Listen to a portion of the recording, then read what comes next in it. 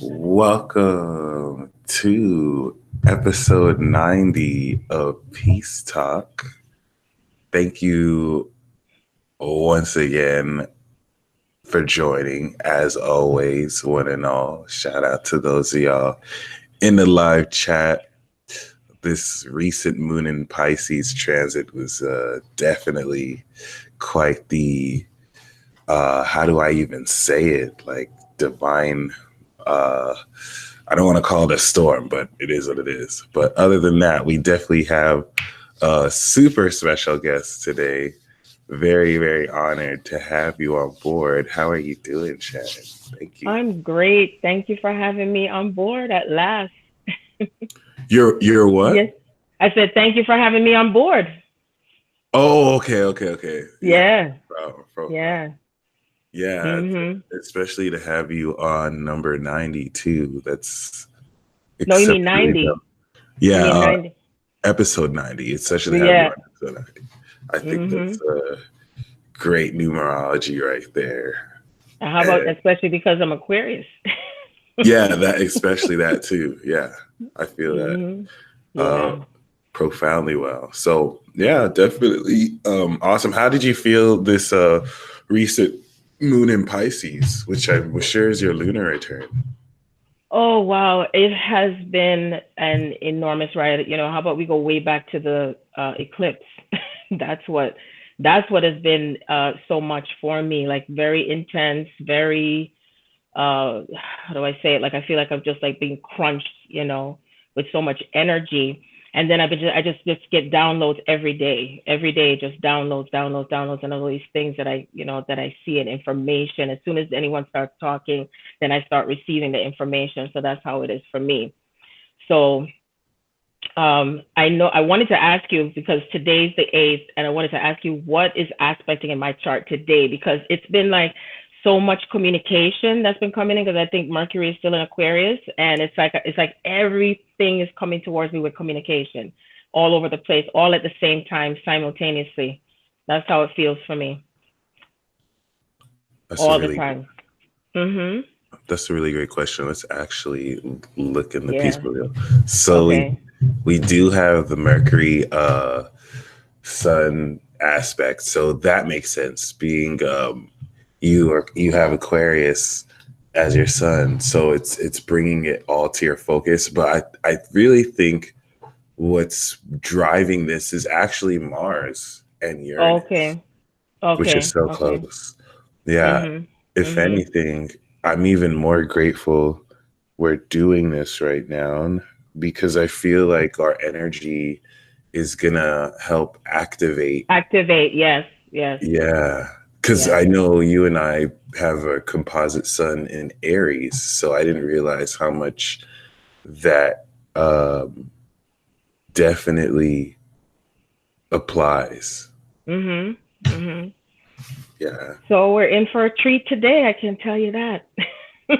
Yes, for sure. But as far as the moon in Pisces for me, it's like the veil is just as much as thin for me to see because I have the ability to read the energy collectively at the same time. Hmm. So it's like as soon as when anyone starts speaking, then I'm gonna feel the energy from what's happening with that person and this person, even if it's 20 people in a room. Yeah. So it's like it's amplified for me more than ever. And it's like a driving force that my higher selves have just integrated more. And so it's like I'm just hearing things coming from that energy and from someone else and whatever it is to keep putting the pieces together. So I'm still putting the pieces together every single day to whatever I'm to speak or to give out information for anyone, whatever is happening, whatever Mm. path that they're on. Yeah. Mhm.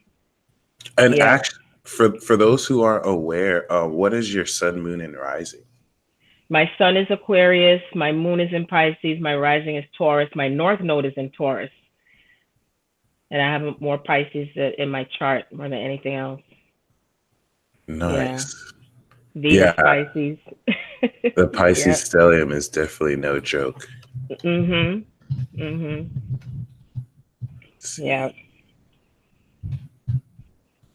Okay. And yeah, I think it's great that we're doing this once again while Mercury's in Aquarius, because there's so much wisdom I know you have to share Yes, for us. yes, I do. A lot of divine wisdom, and I already had asked Spirit, what's the themes that we should talk about, especially in this time, because of how much data that I've collected from the time that I've gone accelerated even more on this path, and is to give even greater wisdom. And let me introduce myself, because in case no one knows who I am, that I am Sharon Andrea. I'm doing an audiobook for the planet called The Return of the Garden of Eden. I'm also on a twin soul path. And so I have the ability to read the energy between yourself and whoever you're connected to. And I'm able to bring clarity and peace so you can understand your path deeper, not just on the surface.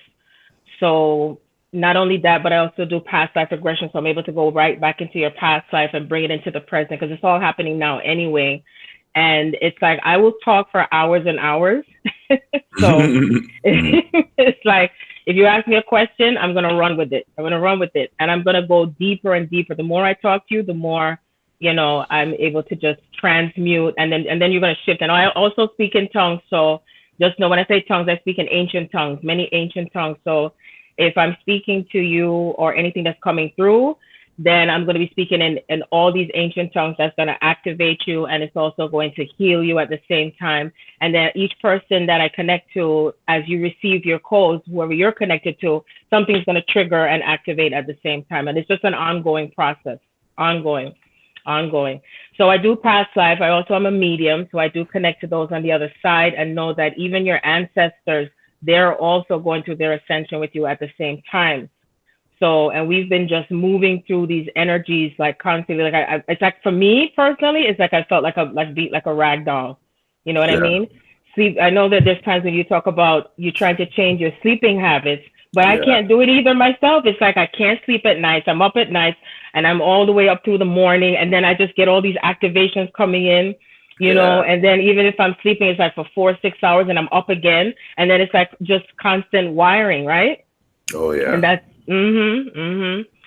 So that's what I do. That's what I'm here for. And so the book is, in and of itself, is to do with everything to do with who we are from the beginning of time, which goes back to over 800,000 millions years or whatever. It doesn't matter, because everything is still happening now. I also received galactic messages. I remember when Mike and I had a session together, and we we heard the sound at the same time. Remember? Yeah. It was like ships. Like it was like a ship and an airplane. So it was just incredible, because he was like, I was like, is that you? And he was like, no, I thought that was you. I was like,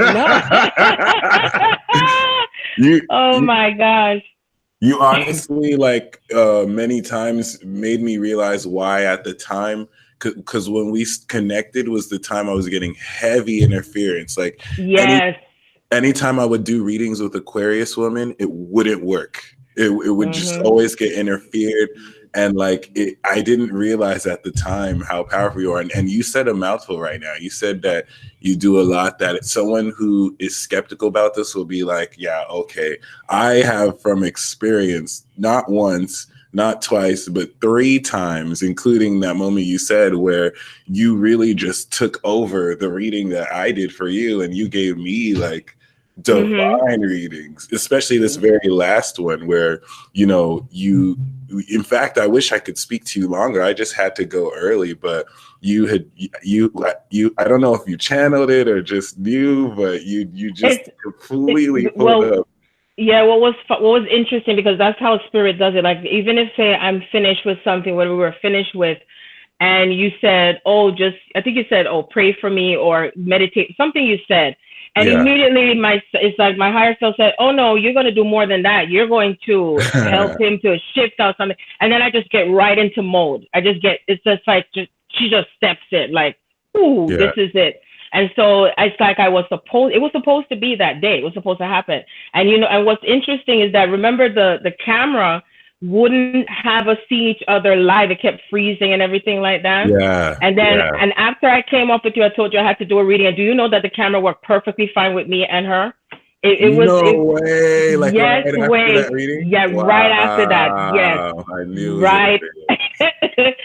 So, yep, that's exactly what it was. So, there is an intensity that occurs with being around me, but it's a good intensity because, it's like it's within my solar plexus. I can actually feel when I'm in contact with the person to know that something's activated. Because know that everyone who's on their path, regardless of what stage that you're on, everywhere that you are, we're like activating. And also they're telling me that there's more grids that are grounding on Earth. You see what I'm saying?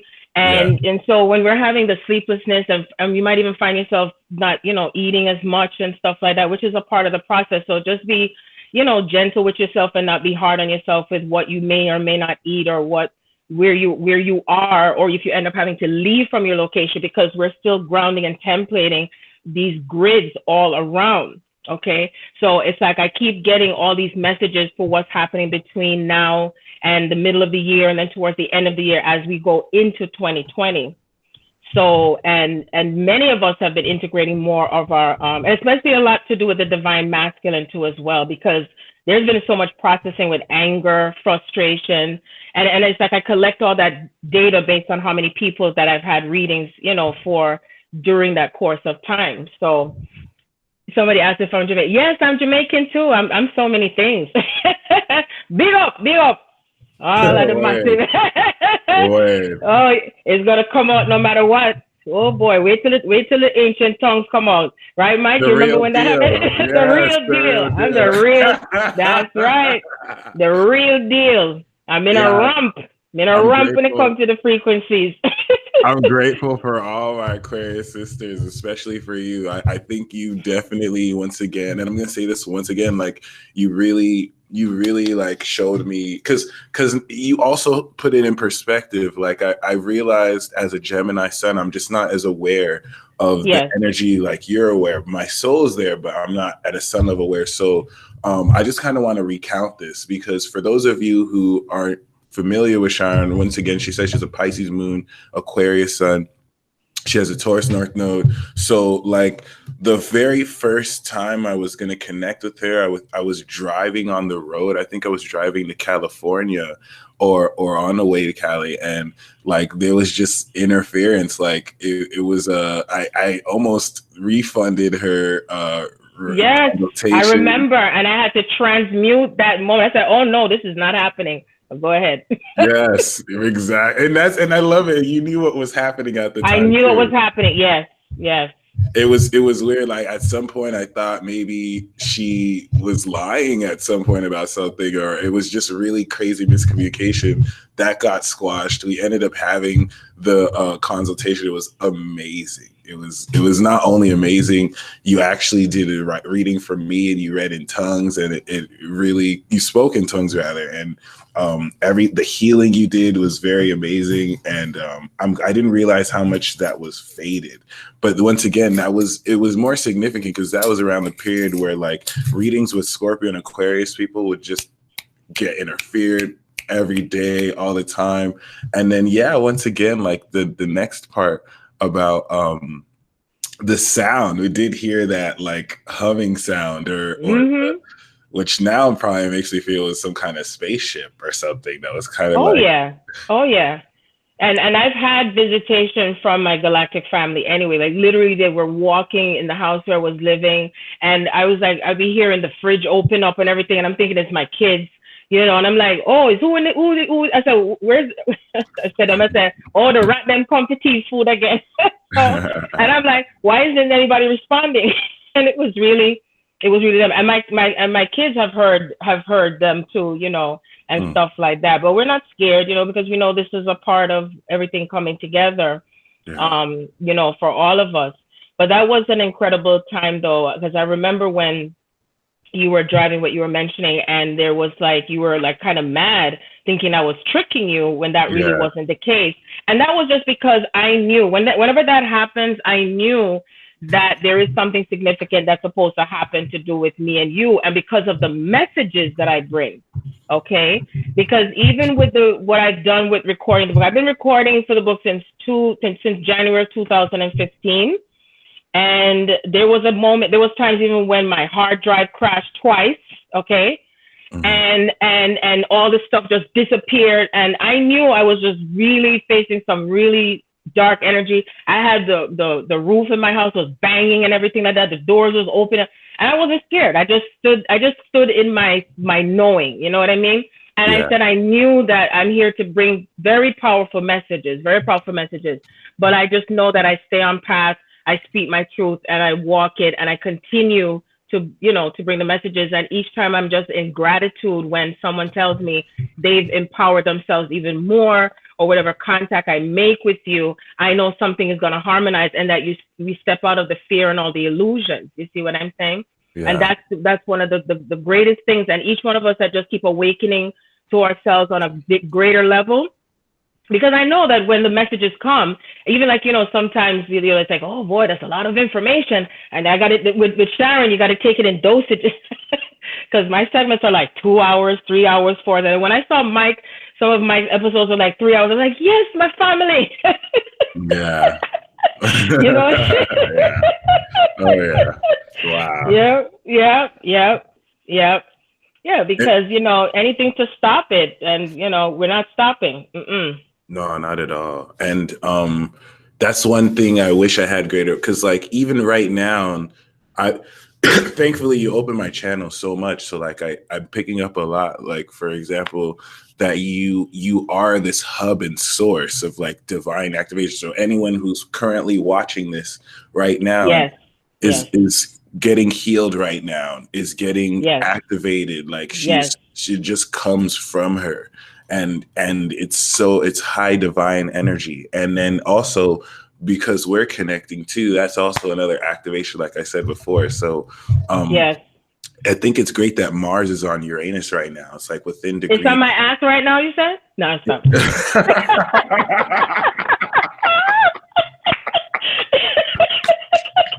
Technically. Look, when I do my readings, I give jokes, okay? I don't take everything so serious. I give jokes, you gotta laugh. You gotta lighten up. Yes. No, definitely. Yeah. I think if anything, your energy is very symbolic of that water bearer energy, because you take your Pisces moon and you share divine waters through. So. Yes. And I do take it very like I take it deep. It's like every time, like when I'm shown that it's not just what we take and widen the I'm not saying that. Maybe you take it to a higher perspective, but also there's times that we take the information and we widen it. And then spirit shows me that after when you're widening, then we go deep. And so in this time, because the North Node is in Cancer, we're going deeper into what we know. So with me, every time when you say, Aquarius, we just know what we know. And I say, hey, if I know what I know, I tell people, I said, if I see what I see, I'm not going to argue or with anyone. I said, I'm just a messenger, and I'm going to give you what is shown to what is shown by me to give to you what spirit is showing me to tell. And spirit could be your higher self. It could be a loved one. It could be just straight from source energy, because I've just had messages that come straight from source energy, and bam, that's it. And then it happens. You know what I'm saying? So even if, say, something's happening in your third dimensional space, I am always going to complete that circle, is what I talk about, where I'm going to take it higher for you. So you're going to see it in the two dimensional space, wherever you want to take it. You know what I'm saying? So when you do that, that's what brings you that inner peace. You see what I'm saying? That's what brings you that inner peace, and not just in one way, that with whatever that you're taking from your own experience and what's happening. You see, to really open your eyes. This is what this is about, is really seeing beyond the veil, seeing beyond what you are experiencing, seeing it from the higher perspective. Is like, when we think of myself as an air sign, or anyone who's had that Aquarius in their chart, and you're up in the air, and I refer to, ironically, the airplane or the bird, because I did find out 2 weeks ago that I am from the Avian planet. I was like, yes, because I was speaking in tongues with this bird language, and I was like, what is this? And then, I was connecting to that. And when you think of a bird, the bird is up in the air and it's looking down, right, at what's below, and you could see everything looks small, everything looks like it's just going in so many different directions.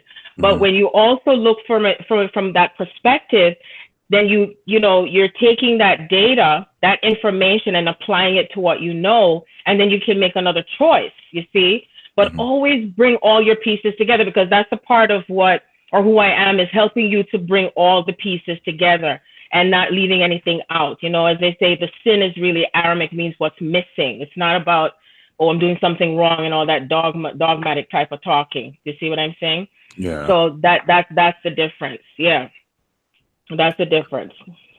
So And no, and it's very, very relevant and important for really accepting that which we may not be able to understand in the moment, but can learn later. For example, like I've for the longest time taken the speaking of tongues very skeptical. My mom used to do it. My mom did it when we would pray. And I know she'd be sincere. And then I remember I went to a church and they kind of laid hands on us. And the person that I came with, we looked at each other and we just didn't feel genuine. Like we didn't know. I'm sure they were sincere when they did it, but we're like, I think they just kind of think they're doing it. But when you did this for me, the first time I was like, wow, like I wouldn't take this seriously, but I could tell that you're really, really doing it, which really made me look at it so differently. Because you're feeling it within your soul. You see what I'm saying? And that's why it really doesn't matter how anyone takes it, because it's not what they're seeing with their eyes, it's what you are feeling within your soul and how you're connecting to it from your heart. And truly, words and spellings, you know, word called spellings and words and speaking with syllables and sentences. We're heading into this place where we're not only connecting from the heart, but when you talk about telepathically, but speaking in ancient tongues is the actual true language of the soul. I've had people that said, oh, Sharon, when I heard what you were saying, I started speaking. I said, good, let it flow. Because when you're allowing yourself to flow with the ancient tongues, that means that you are connecting to your power and also who you were back in those past times as well. You see what I'm saying? And what has been interesting for me is that I started speaking in ancient, because what happens when I'm speaking in it, people say, well, what are you saying? I said, it's not about what I'm saying. It's what I'm feeling, what I'm channeling from what I'm saying. And it's like an aspect of myself is communicating to me through tongue. So even someone who's on the other side that I'm connecting to, they're not speaking to me in words. It's like I'm feeling the essence of what they're saying to me in communication. And then I start speaking in tongues. And I tell anyone that contacts me for readings, I say, well, I'm just going to let you know, because it's almost like when you have something within you and it's almost like you want to vomit, but it's not really vomiting. It's like it just comes out and you can't stop it. And we're not to suppress what is natural for us. It's speaking in these ancient tongues. You see what I'm saying? So I spoke in ancient Italian, Portuguese.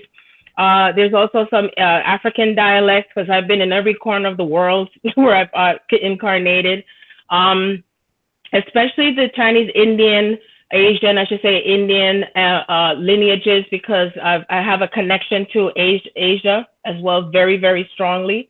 And so because of that, it comes forth very powerfully. I also remember myself as shamanic and all these things. So all of the aspects of ourselves will come through with that energy, and it empowers you. It really does empower you.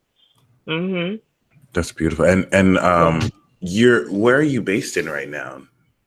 You mean as far as where I work? I mean, where I live? Yeah. Where do you stay? Oh, New York. I'm in New York. I'm in Rockland County, New York. Yes. Awesome. Yes. How long have you been in New York for? Oh my gosh, I grew up in New York. So even though I was born in Jamaica, I love when people ask me, well, where are you from? I was like, that's a very, very interesting question. I said, because I consider myself to be emanated from many, many places, not because I came into this physical world, but I was born in Jamaica and I grew up in the Bronx, lived in the Bronx most of my life, and went to school. And then I went from one stage to the next, and now I'm up, sort of like country, but I like to be close to the city also, because I know some people say they can't be around the city because there's a lot of energy. It's true, but I'm just the type of person, I can't be in one place. It get to be too boring for me. So that's what I do. That's amazing. Oh, someone says they're in Nyack. Oh, good. Nyack is not far from me. Yeah. Yep. So it's very interesting though, but I know that each one of us is where we are supposed to be because of what we are anchoring with the grids all around, in different parts of the world. So just know that it's still you're still on your divine path to where you are to be, no matter what. no matter what. Yeah. So, That's amazing. yeah. And it's I definitely want to be mindful of what happens every time we connect, because I know Aries is symbolic for new beginnings and springing up energy. So I think that's dope. What do you feel about Mars on Uranus? Personally, for me, I've been feeling more powerfully that I'm about to step to the next level of my power. Like it's like on the verge. Like, in fact, I've gained that. We're already there. It's just learning Yeah. to be more aware of it and utilize. Yeah. Well, I find myself, when you talk about Mars and Aries, that I'm taking less physical action, but things are coming towards me. Mm-hmm. Okay, in terms of manifesting, because I know that some of us have gone through maybe certain periods of financial changes and all these different things. And what happened is there's so much things that are being uprooted from the earth as far as old energy connected to finances, connected to love and all that stuff. And so for me now, it's like I represent a big, huge aspect of what's breaking down when it comes to the financial market, mortgage, because I always seem to be have always had to be facing all those obstacles, as one would say, as that system is breaking down. And so with that now, it's like I'm also recreating things magically within my space. But then at the same time, I sort of like, I let go. So it's really a great balance, it really is a great balance. And it's almost like, because as the more you release all of the what do you call it, the negative stuff or the deep stuff or whatever has been the blocks that you have, even if it means that you release people, places, things, and all that kind of stuff, it opens the door with that energy of things coming in faster. So for me now, it's been things coming in rapidly. That's what it feels like. And that's why it feels like I'm getting all this communication all at once. I was like, oh my God. But then I find myself being able to connect to it. You see what I'm saying? In a different way. Like, it's effortless, because that's what it's supposed to be. So we're not dimming ourselves down. Right. Yeah, I agree with that. Right. Because we were taught to always be doing, doing, doing. And then we're also to remember that sometimes we're to be in a place of being and doing at the same time. But it's in reverse now, where it's mostly about connecting to yourself as who you are as the co-creator, who you are as the divine goddess or God that you are, you see, and coming into alignment with yourself as such. And definitely not dimming yourself down for anyone else who does not understand that power you have to go with that. Exactly. Yes. Much agreed. Yeah, I'm so grateful for you. This is really awesome. I'm grateful for you too. Yeah, this is really exciting to see move forward accordingly. I'm just really, I think everything that we've gone through is finally ready to push us forward for this time. I think it's all happening now, and it's really exciting to see and to be a part of. Interestingly enough, so how did I have your YouTube channel for those interested in the description below, and your Instagram page. How did you get started on your path? How long have you been doing it? I'm pretty sure you've been a part of this since birth, but of course. Yeah. Well, I love that question, because I've been on my path as far as remembering since I was 3. And the reason is because I've always observed people, I was always in observation. And interesting, when I read about the Avian, that planet represents the humanoid, like birds, but they're always in observation. So everything makes sense. So I noticed myself from I was 3 growing up, I was sad. And the reason I was sad is because I could see how people were behaving towards each other, and something felt strange. I felt like I just didn't belong here, and stuff like that. So I grew up in a home where it was, religion, but my mom, she was more spiritual. So my mother was more open. So my mother, we would always be dreamers. So I'm a very, very powerful dreamer. So I have premonitions about things that are going to happen on Earth, because I had a dream about Armageddon. Not where it's an Armageddon where something's going to be destroyed, but it's an Armageddon within ourselves. You know what I mean? And so from the time that I was growing up, I was always connecting to my mom with dreams and all these type of things, and supernatural things would happen and all that stuff, you know, Yeah. burning the candles and the incense and all these things. And I used to be a little resistant. So by the time I was like, let's say like a teenager, I would say, I was reading cards at my job and everything. And I used to just predict things and it'll happen. Then I'll have dreams about people. I tell them and then it happened and stuff like that. But I didn't take it like, oh, this is my job. You know, I just did it as a hobby to help people because I always love helping people. Yeah. So by the time I went to that time frame now with my mom, she had transitioned. Before she had transitioned, we would have these deep talks. And I told her, I said, you know, I always felt in my heart, I knew I was here for something big. I always felt and knew that I was going to do a book. And I didn't know when, I didn't know how, but I didn't really put too much energy into it. So I would say that it accelerated for me, or started for me in a different way from the time my mom got sick, which was back in 1998, the beginning of 1999. And then by the time she transitioned, that's when I was like, something within me said, I need to know what this means with this death and life and everything, because my mom, she is my best friend, and she was like someone I could talk to about anything, like anything at all. And she was non-judgmental. So I take that like that from her just the same. And so I just started going to all these different seminars. I wanted to see Sylvia Brown, all these other people who were mediums. And then I knew that I would see things, and I knew that it was something I needed to do, you know, more with this. So after that, now I realized that she had said something to me before she transitioned. She said she felt like she was a sacrifice for the family, because I have a really big family. And then I realized now that she really was the one that was supposed to be helping me on the other side to do with my twin soul path. So by the time I was connecting to someone energetically back in 2008 or 2006, and this person was coming to me in my dream state, in the energy in my room and everything. Didn't know who this was. I couldn't see the face. All I saw was a brown skinned man, and kept coming to me and saying, "Oh, I love you, Sharon. I want to be with you." And it was coming in past lives. And so I've had like a huge pile of books like this that I wrote down all my dreams and put all the pieces together. And so by the time it was 2014, that's when it actually happened, where my divine masculine found me in the funniest way.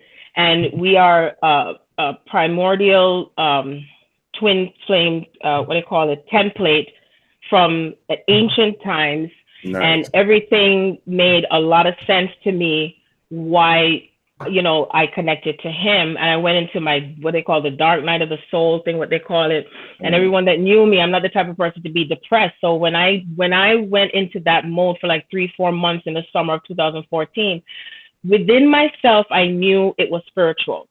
I didn't want to talk to anybody about it. So when you're on this type of journey, it's like, you know, and you just don't know what it is. And then it just starts to unravel. And so as time went on, I just, you know, because I'm always hearing, you know, conversations coming from spirit. And so I heard, you know, to start recording the book for the book in December 31st, 2014, a conversation with my 3 arms. And the first things that I kept hearing, the main thing I kept hearing was that the queens must rise first, right? The queens must rise first. And I actually had a dream on that day, on January 1st. I dreamt that I was around a table, and it was like the 12 disciples, but it was a modern type of 12 disciples. Yeah. And it was like mostly colored people, okay? And there's 3 queens that rose. And when they rose and they were in their power, then the males that were there, they were like, Sharon, how did you do that? I said, I don't know. I'm just doing like what I'm supposed to do, because like I heard Source God talking to me saying, it's okay for me to speak. It's okay for me to begin.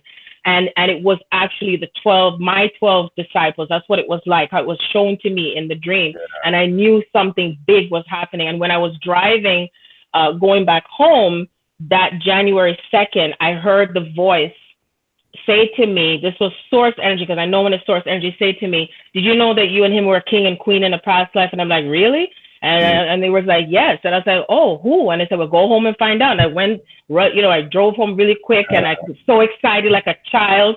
And then when I texted, I said, well, which queen? Because I knew it was Egypt, because somebody contacted me from Egypt through Tango. And so when I typed it in, I saw all these queens, and then when I saw the one that with Cleopatra, I said, no, I don't think that's me. And then I said, well, which queen? And then I heard Thor say, well, look for the one that describes you the most, which is personality. And when I saw Nefertiti, I was like, oh my God. And then when they said that she had all these kids, I was like, that's why, because I have 5 children. So they said she had 7, and it all made sense to me with everything. And I just put all the people. And then once that happened, it's like the whole Pandora's box just opened up. And that accelerated me to continue to just get more information, what I was here to do, and the new kingdom, and speaking in all these ancient languages and all that kind of stuff. And so all of that is recorded in the book, and everything to do with, who we are. I have a page called Sharon Andrea, besides being on Facebook, Sharon Andrea, where I had a lot of supernatural things that was happening to do, and this is not just to do with me personally, but anyone who comes into contact with me, you're in the book. Everybody's in the book.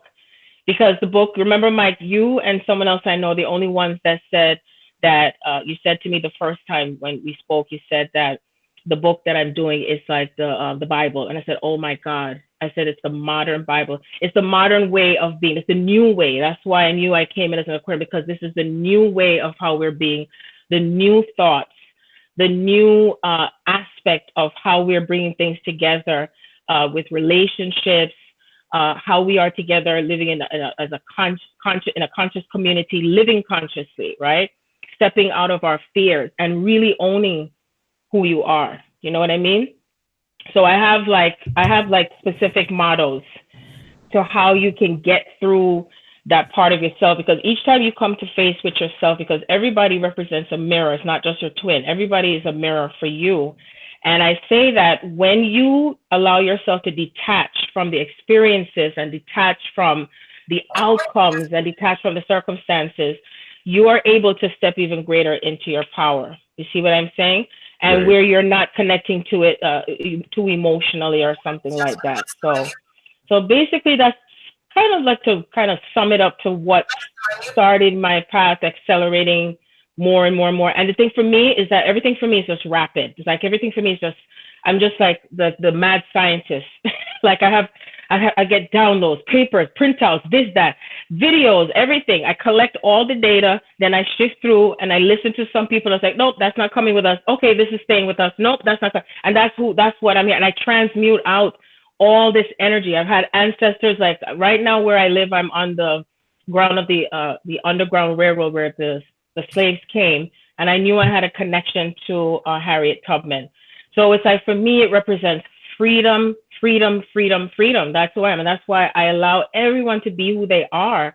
And it's not just how we are coming into self-love with ourselves, but honoring the love of others at the same time, and let them be who they choose to be. And you're not responsible for them anymore. That's the new way. We're not here to save and rescue and all that kind of stuff, because that's what has held us back to our own sacred union space within ourselves and the blessings and the things that are here for us. You see what I'm saying?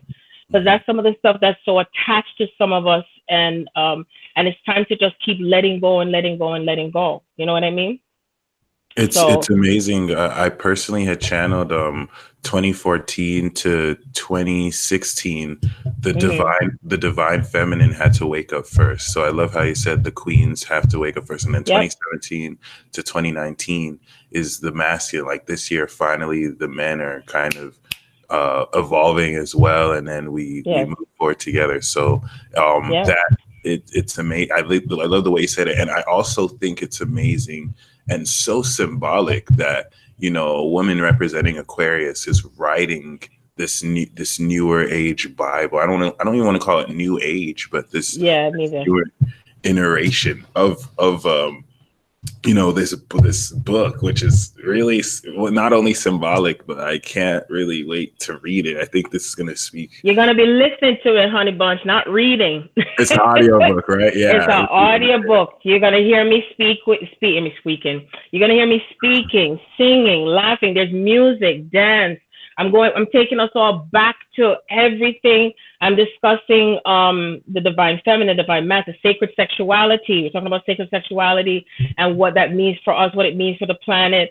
I go back into the religion versus spirituality, the reincarnation of the soul. What does it mean for you? What does it mean to do with your bloodline and what we're transmuting? It's just a lot of stuff.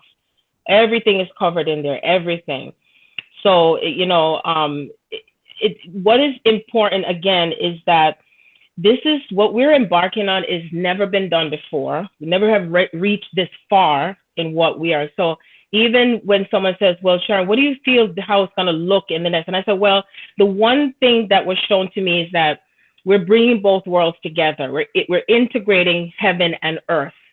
You see what I'm saying? Yeah. And when we're integrating heaven and earth, that means that before it was based on just what is happening in the physical space.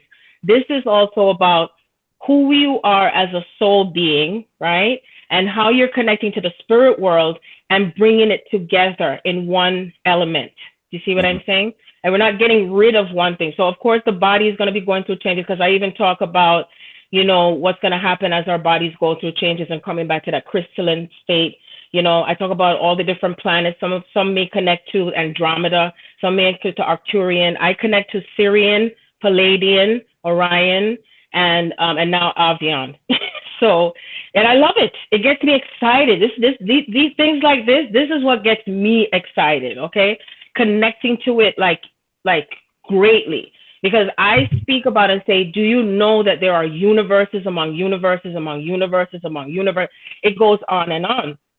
And I loved one time when you had said, did you know that you have higher selves of your higher selves? I was like, yes, that's what I'm talking about. I don't remember what episode you said that in. I think it was one of your transit talks. And it's true. That wasn't me. That wasn't me that said it. I think that was Who was it? It was your higher self. Because I don't even, I almost forgot I channeled that. So it's like, you did. And I was like, yes, you got it. You see, my dream and what my ultimate, who I am and whatever, is that I am interested in having a long table talk where many of us are sitting around, whoever's on a twin soul path, ascension path, whatever, because I tried to detach from the labels, in and of itself. And we're talking about this, you see what I'm saying? Because how I look at it is that we never had these type of discussions around our dinner table and breakfast table with our families. Am I right? We never did. Never did. It was always about other things that were so mundane. And that's why some of these children are so bored. They don't want to be bothered with that old stuff. Some of them are coming in, because I talk about some of the children that are coming in, and they're coming in different frequencies, you see? and it's going to be a time where there's going to be a lot of conceptions coming in, just like Village of the Dam, where all these women are just conceiving. And that's because there's a lot more that's shifted within their solar plexus and all that stuff, and connected to their divine masculine, however it is, because of the new templates that's coming on earth. You see what I'm saying? And so it's important to know that this is bigger, whatever path you're on, this is bigger and beyond what you think it may be. So don't stay stuck on just, this is happening to me, and be in the victim mode and so on and so forth, because we all agreed to be incarnated in this particular time. And yes, there may be some who may not really continue to stay on this path, because Spirit showed me that there's some who are going to leave out of the physical body. There's a lot of people I noticed are coming up with illnesses that they had it before, it went away, and now it came back. You know what I'm saying? So it's really, really important to stay mindful and focus on your path and what's happening. Yeah. Very true. Very true. I love how you refer to it as sacred partner, divine counterpart, instead of twin flame, which it's all like similar and whatnot. So you do carry this amazing divine mother energy. And yes. Okay. So Sanaa Kadora said, my faucet just started by itself, and I swear it moved position. This is what I was talking about, guys. Like, her energy is very, very powerful. So like, be mindful of what happened. This is a very powerful ritual, just watching this, Yes. I was just going to ask feel it. speak that language and do some healing in a bit. It's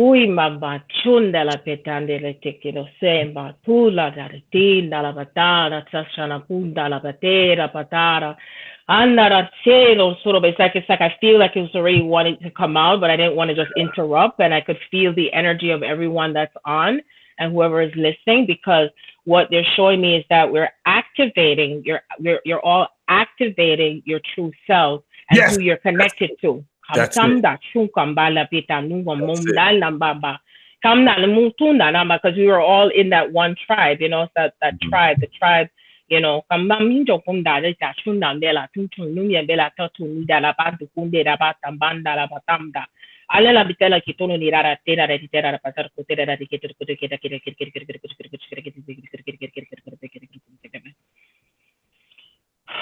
just breathe out anything that no longer serves you.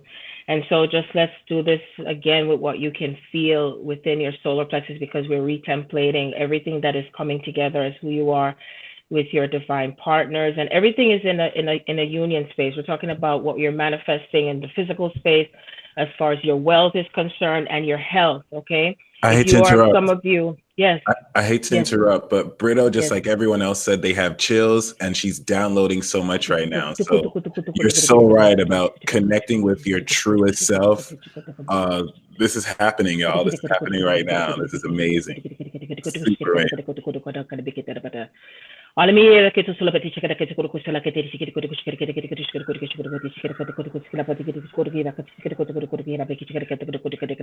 There's some of you on here that are having so much fear about your past.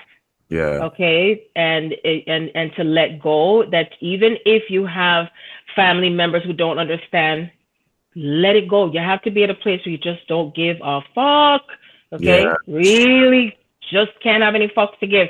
And that means you're detaching from it, and trust that spirit will find a place for you. Some of you feel like you're being displaced because you may feel you don't have anywhere to go. Again, trust spirit to where you're being led to the next stage. Okay. Because when you step out of that fear, you're being led to what is the highest and best for you. And it is all already ordained. They're saying it's already in place. Okay. Some of you are going to be leaving from the east to the west, and some of you are going to be leaving from the west to the east, that it might change back, you know, and just let go and stay out of the mind. Stay out of your mind. Like, connect from your heart to your mind, but stay out of your mind and thinking, oh, this doesn't make sense, or why is this happening again? Because there's so much energy transmuting from deep into the core of Mother Earth, and we're rooting a new set of branch, the root, okay, and making new branches of ourselves. Okay, so be at peace with whatever you're being guided to, and listen with obedience into, when I say obedience, I don't mean as far as being controlled, but I'm talking as far as when you hear it, trust it. When you hear what you're to do next, don't go into your mind first and say, oh, no, I don't need to do that because then I don't want to hurt this person, or I don't want to do this, or it might not work out. Because a lot of times we're so programmed, and there's so much programming within the programs, and it's time to release all those programs. Because I have the ability to see the little hidden programs. So they sneak in. They do. Sneak in. Yeah, because the minute you start to feel, just remember this, I talk about the I am presence. When the I am presence is present, the I am not is going to appear. And so what it is that you're not going against yourself, because it's yourself that you're facing. And what that means is that you're going to look at yourself and you're going to say, I know who I am, and I couldn't know who I am if I didn't see the opposite of myself to who I am. Because we all chose to incarnate. And sometimes I say, damn, why the fuck did I come here? Why? But you are on a purpose of seeing and experiencing what you know, okay? So that way you get to live out who you are, and not just have it in just, oh, I know this is who I am. Now you're living it out. Now you're being it. You're stepping into it, okay? But no, every single time when you start to get into that positive, like, oh, yes, I know who I am. Yes, I got this. And all of a sudden, the opposite comes right into your space, and you feel like, oh, shit. And you feel like you went down again. And what it means is that immediately, like in a second, in a second. Yeah. Right? I feel it is like a counter force. Like anytime I feel it, it's like this dark force. It's like, no, you're not that. You keep your head down. Yes, How dare you feel yes, confident in yourself? So it's yes, like, wow. yes, exactly. And another thing too, how it can come in subtly is like, how dare you think that you are the best? How dare you think Yes, that you are superior? You are superior. You are yes, divine beings. You were created to be wealthy. You're created to be healthy. You're created to be everything that you choose. You see what I'm saying? And even if someone else never did it, don't stay in your lane. That's one of my other mottos. Stay in your lane and keep on keeping on to who you are. That even if it means you have to let go, when I say let go, I'm talking about completely letting go. And it takes, like, I don't say it takes practice, it takes the constant experiences, because your soul is going to keep bringing you to all the chaos for you to finally get to, to let go. Because I noticed that one of the things that humans have a difficulty with doing is change and letting go. And I know being on this path can be very scary. I understand. I know. Whatever I'm talking with you about, trust me, I have gone through the valleys, the shadows, all of it. A lot of alchemy, a lot of alchemy. And I talk about so much of this in details and segments. So that way, as you are walking this, you're able to be at peace. Like how when they talk about Yeshua walking on the water, and he was able to have the water be still, even though it was a storm, and he was able to do it. And that's what is happening with you, is like we're going through storms. Some of us is starting to dissipate, but know that you're going to have both sides occurring at the same time, because that's a part of who you are with the yin and the yang. You know what I'm saying?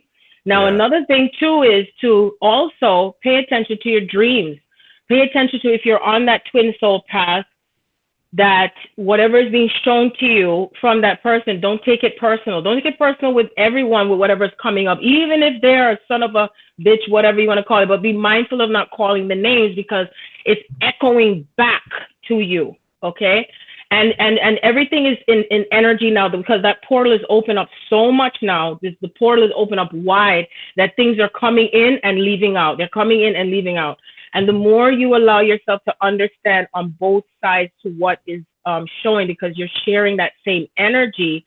And as you are sharing that same energy, you're transmuting out things that may be coming from generational, what we call generational curses, or generational stuff that's happened through the mother frequency. Because one of the things that I have spoken about so many times in the book, and I say this in so many readings, is that we are really, truly healing the mother energy. Mm-hmm. Because everyone desires to feel that nurturing, because that's where it started from. And the reason why the divine feminine has to rise to her power, which is not subjected to the physical female body, is because that's what has been missing on earth, and that's what has to come into balance. But if you are experiencing pain and rejection, abandonment that comes from your mother, even if it was through death, I had to go through that too, just like with my mother, because even though when you think, oh, I've healed it, no, you still, it's ongoing. It's ongoing. That it can come in very subtly as feeling abandoned, whether it was through death, or it could be if you feel like your mother was controlling over you. So it's so many different things that is shifting, you know what I'm saying? And to pay very close attention to what is being shown to you, especially with the dreams, because that's your soul in communication with yourself, right? In the etheric realm, into what is shifting between you and either that person, okay? Or even someone who may be a catalyst as that person. In other words, some of you may be on connecting to someone who is an aspect of your twin. An aspect doesn't mean that they are, and people get all confused, and all that is what comes with those dark energies, because they don't want us to come. Question? Sure. Actually, please keep saying what you're saying, but I was going to say, yes. So because I wanted, as with your perspective as Divine Mother, to give us advice on how to deal with these divine compliments. And I realized that there's a difference between having a twin flame connection or a soulmate connection versus actually being soulmates with someone. And I didn't realize, because it's just like you said, like I kind of confused someone that had an aspect of my counterpart for being my counterpart versus someone who's actually that. So could you please continue to expand on that like you were. Sure, definitely will. So one of the things that I know, because everything that I talk about is based on my observation and also my own experiences. When you're on the twin soul path, the one thing I know, some people, when they contact me for readings, the first thing some of them want, they want me to validate whether or not that's their twin. And I don't do that, because it's like as if I'm telling you who you are. And your twin soul is not just a mirror of you, it's a very sacred path. So it's not to be taken lightly. It's not to be taken lightly, but then it's not for you to take it all serious like you are, like you're in a contest or something, okay? And what happens is, I say, pay attention to all the relationships that you have had prior to meeting that person that you are connected to, okay? And the reason is because you are actually living out an experience with that person, with what you experienced with your twin in past lives, because it's not every lifetime you've been with your twin.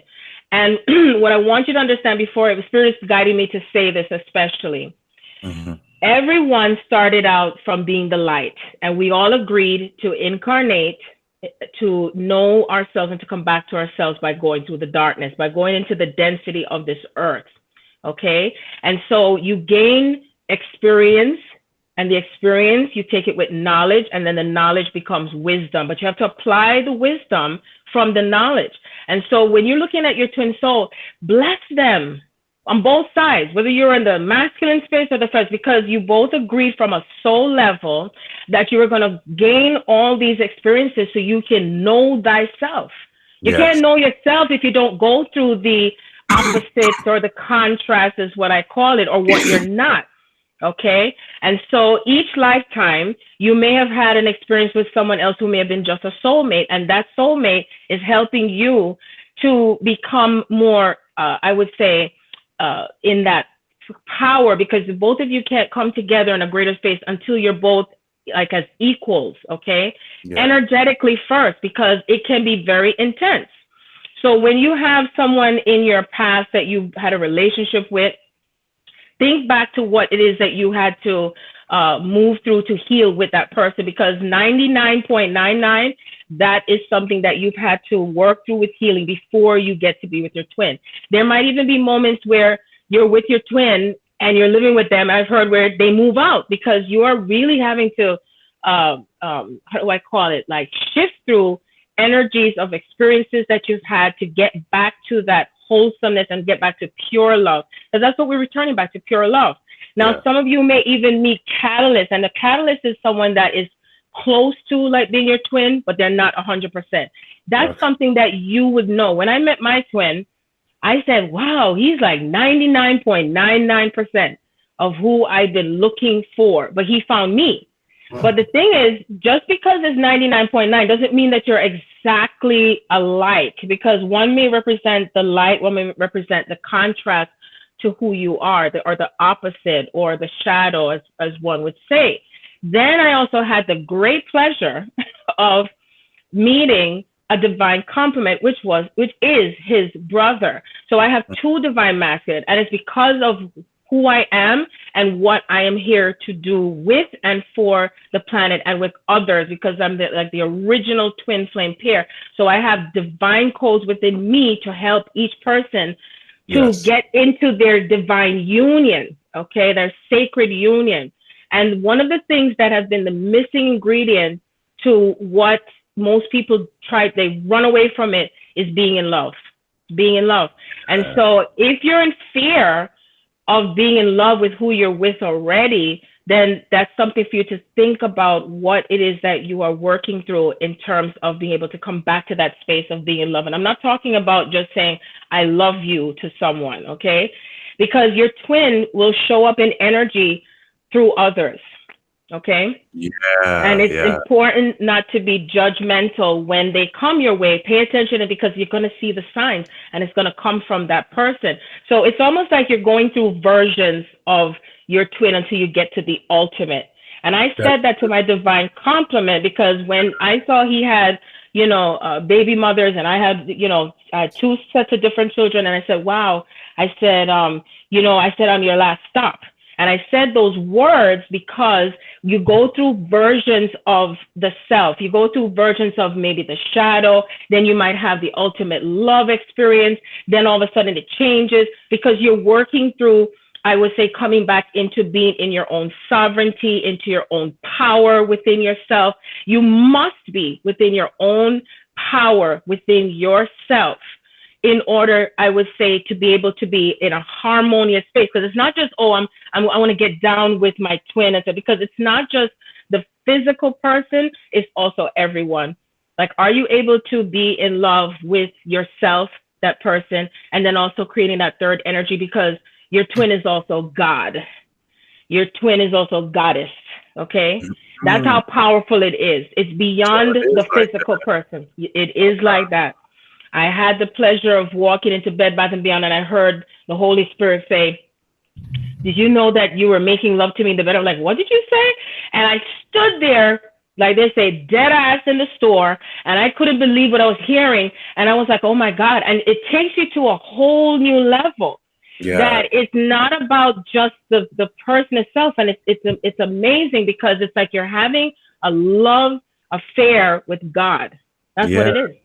You're having a love affair with God, you see? And so we've all desired to experience love. It starts from the mother first, right? The nurturing, and, you know, you're in the womb space in the dark, and, you know, and then at some point you have to come out to the light from the dark, and then you had to be cut from the umbilical cord, but now it's cutting that energetic cord.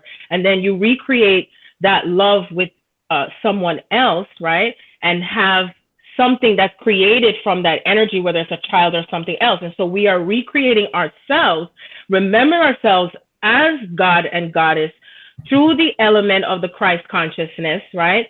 Coming together in that oneness and becoming golden again, right? Where everything is happening through us that is effortless. It's effortless, you see, because there has been so much programming that, oh, you must dim your light. Oh, that's too strong. So what's happening is that every time when the twin pairs are going to come together, and I sometimes used to shake my head like, why do people keep running away from the fact that this has to do with being in love with that person too? Because it's powerful. Yeah, it's powerful. It's like the way how Spirit showed to me is that there's going to be a certain number of twins that are just coming into that physical union space. And what is going to happen is it's going to set off an even brighter grid on the planet. And it's going to go off like a nuclear bomb. You see what I'm saying? It's bigger. It is bigger. It is grander than what you think it is. And that's why it's important to stay in your knowing with who you know you're connected to. Yeah. Don't allow yourself to be distracted, because it really can sneak up on you. It really can. And they would, and that energy will, and when I say them or they or the darkness, it also comes from people who are in resistant energy. Yeah. They're in resistance because they're in fear. That's like how it was. I can say from personal experience, everything that's blocked my progress in this twin flame experience has been especially as a masculine, having to be vulnerable and running from love. And also, I'm so glad you mentioned that, because I thought I knew who my twin or partner was. And then I realized, like, there's different people I share, you know, perceived connections with. And I feel like I have to integrate, just like many other people, I have to integrate with my soul. And once I understand that, then I'll understand who this is. So as of now, I don't really know who my divine counterpart is. Like, I know who I have connections with, but I see that as just where I'm at. And someone asks, is there such thing as a false twin? I don't believe. I don't use those words, false twin, because when you say false twin, it's like you're saying you're false. And you see, those words that have been created by others because of their own projection, it is not false. I call it the catalyst. That person is like a catalyst to get you to that point, to whatever you have to heal or whatever you have to transmit. Say, for instance, I give you an example. Say the person you end up with came across like a twin, right? Yeah. And they were abusive, or they you allowed them to take advantage of you, right? Or they have issues when it comes to money, you know, whatever the circumstance, because it could be so many different variables. And it has to do with you empowering yourself. It has to do with you walking away, because it's all about coming back to your true power. Okay. And so they're catalyzing you, and to the point where you will finally say, oh no, I've had it. That's enough. I'm walking away from this. And you're not in fear of being alone, because a lot of times people are afraid of being alone. Sometimes you got to sit with your motherfucking self. You got to sit with yourself. So true. You got to be able to not feel like you have to be in a relationship to really come into this union space and be at peace. You have to be able to let go of what you've been taught, or what you've experienced or had with your parents and what you've seen. You know, it goes in layers, and it's not just this lifetime, it's previous lifetimes, okay? Because there's a lot of times people are walking with certain elements of things that they're holding on to, and they're not realizing it goes from a lifetime that could be in the 1600s. You see what I'm saying? Or it could even be further back. And your sacred partner is going to be holding on to that space with you as you're holding on to it, and not even realizing where it's coming from. So that person who is not the twin, or just close to the twin, is helping you. So you can thank them from the bottom of your heart for helping you to come into your union space. And again, I want to emphasize, your union space is not just to do with the physical person. It has to do with your own sacred space, you know, like really knowing when it's time to just be alone and be at peace.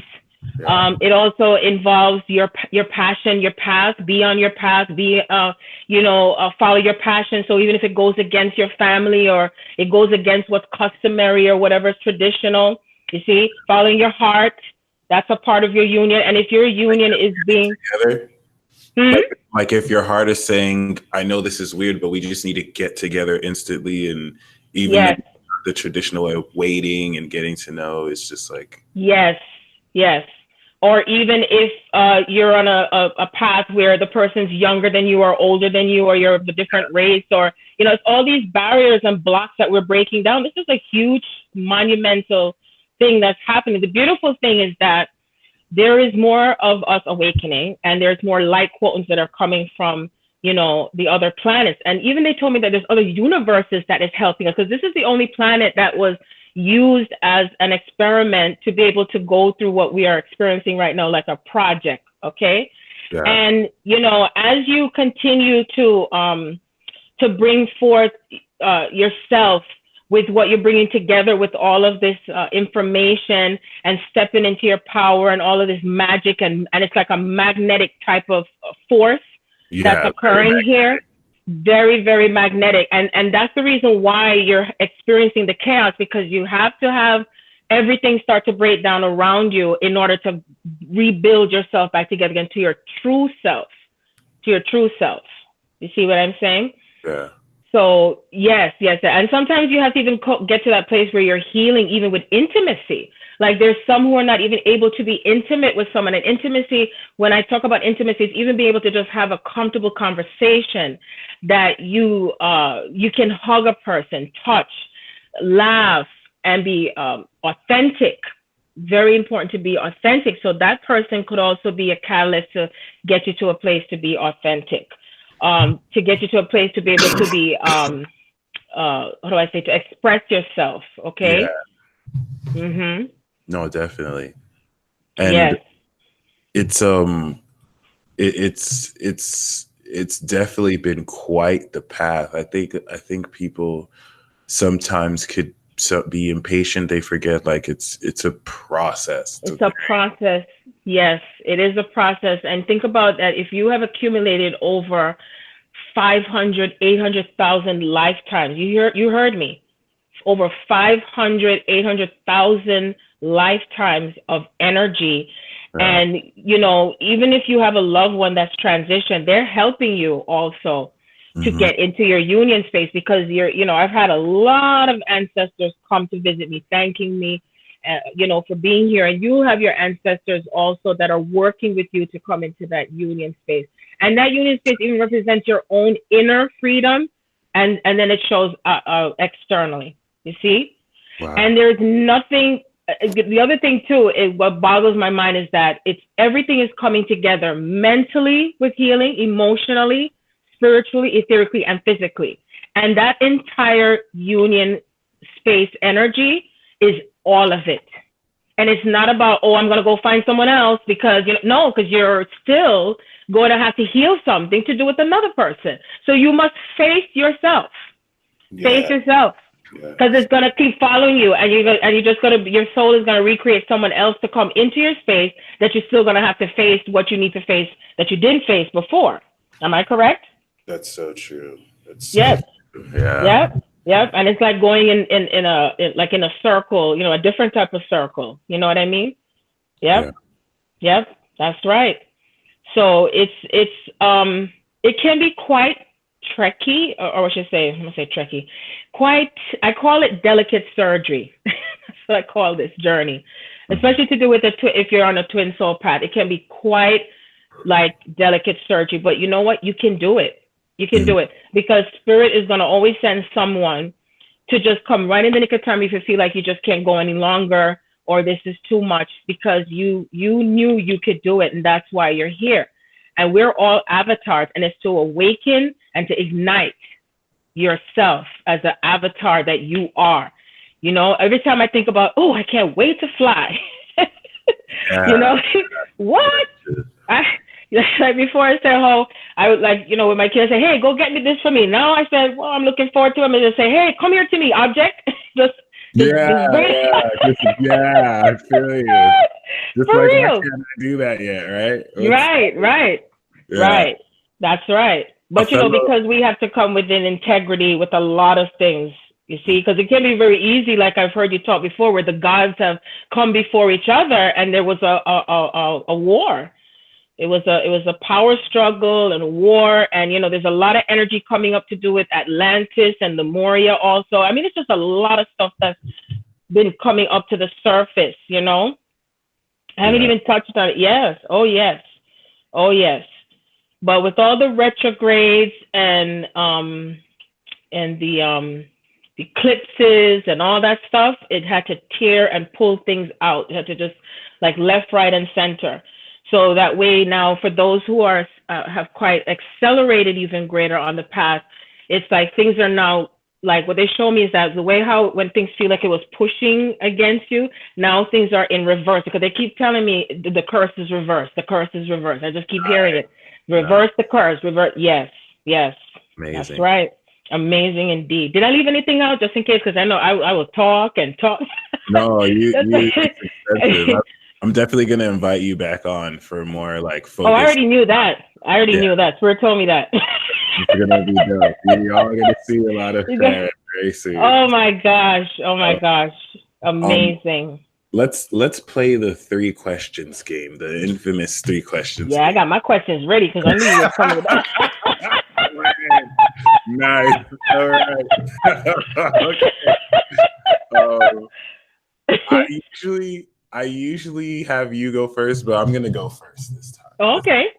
And then after we do this, if you don't mind, we could channel some readings too. Yes, I would love to do some readings, and Mike will have to pick how many, because I know I can't do everyone, because we'd be on here till like 11 o'clock. Yeah. Please hold off on I know Wesley donated super chat. Please hold off on that. I like to save those for transit talks and also for weekly. So you're welcome to tip, but we'll just choose from the chat, and we'll just channel something general too. But the first question that I have for you is, what is one celestial being that you work with very closely, or calls out to you very powerfully? That's a focus for right now, at least. You said a celestial being that calls out to me? Yeah, or one that you're really close to. Wow, Mike, I'll be honest with you, I don't have a name, and I have more that are on my team than ever before. Like before, I was told that I had like 60,000 spirit guides, and they told me that it's up to 900,000. Wow. And then now, it's a lot. I get it. When I say I get a lot of downloads, I'm not joking. It's a lot of info, but I don't pay attention to it because I'm just always just assimilating the data. It's like I feel like I'm a walking computer, and But as soon as you ask the question, though, I'm being shown this very tall, like a male energy, and now I'm online with the Avian planet, which I think is in the 9th dimension, but I kind of feel like it's higher than that. The 12th dimension, I feel, but it's even higher than that. So it's like there's no specific name, but I know that whenever there's times when I get just message straight from source. There's no middle person, no, none of that. And when that happened to me the last time was last month, and I felt like tears were just coming out of my eyes. Wow. And I felt the presence. I was in my room, and I was like in such a surrender in a different way. And I was like, oh my gosh. And it's like I was shown the template of what I carry as the goddess Aset, and as the is principle. And then my divine complement holds the raw energy, and then the L, because of what comes together, because each one of us have a specific template of what we carry and what we're here to bring forth. And it's very sacred, and it's very powerful. And people don't even really, when I say people, I'm talking the ones who probably don't even know what we're doing or what's happening. Like some of them are, and it has to be that way, because not everyone can awaken at the same time, because they told me if that was happening, to be really chaotic. You see what I'm saying? True. So when I think about it, or when I feel into it and I think about it, we're heading into a place now where there are more and more of this templating, which I feel why it was chosen today for me to be on here really wholeheartedly is because I'm to activate those who are on their twin soul path more than anything else. I think that's what you're doing right now. I think that's I'm doing it right now. Yeah. Amazing. Yeah. And there's a lot of shifts. I could feel you. I could feel who's listening, that they're being activated, because there's thoughts and things that have been carried that has been blocked to not bring the twins together. And you know what? I made sure to sprinkle my Florida water before I come back. It's no interference, no nothing, right? No interference. Yes. None at all. I'm in a ramp. Nice. I don't play. Homie, don't play that. True because it's important for me, because when I see when I get the vision of what we are templating and what it's going to look like and what it feels like, it's blissfulness. This is about heading to blissfulness, and one of the things I ask people, I said, have you ever experienced blissfulness? Do you know what it's like? It's a higher energy, and we're heading to where we're going to be like a spin top, where heaven on earth is being in a blissful energy, where you're having a full body sacred sexual orgasm. And being in love is what brings that energy with that. And you're in so much joy that I feel that if majority of us were in that space, but it's just like it has to take its course in dosages, that all the bullshit would just go away. It would just go away. And that's why I had to speak in more about being in love, because when you're in love and you're playing the music, you're dancing, and you're feeling and connecting to who you're connected to, and it's not where you're holding tight to it, that's what they don't want, is for us to be in love. And that's why all the little, I call them the sentinels from the Matrix, the sentinels, they come in, all of a sudden you just feel like everything just goes away, because all that shit interrupts your flow, right? Yeah. But the key is, are you able to master yourself with the joy and experience joy and sadness at the same time, where you can't feel that you run away from it? Because the more that many of us align with that frequency, boom. Get it? Yeah. Yes. True. So I hope that answered your question. It totally did. That was very, very cool. And now I feel we are in it's your turn now. My turn now. Okay. So speaking of, I want to ask you, have you ever experienced blissfulness or full body sacred sexual orgasm? Have you ever experienced that?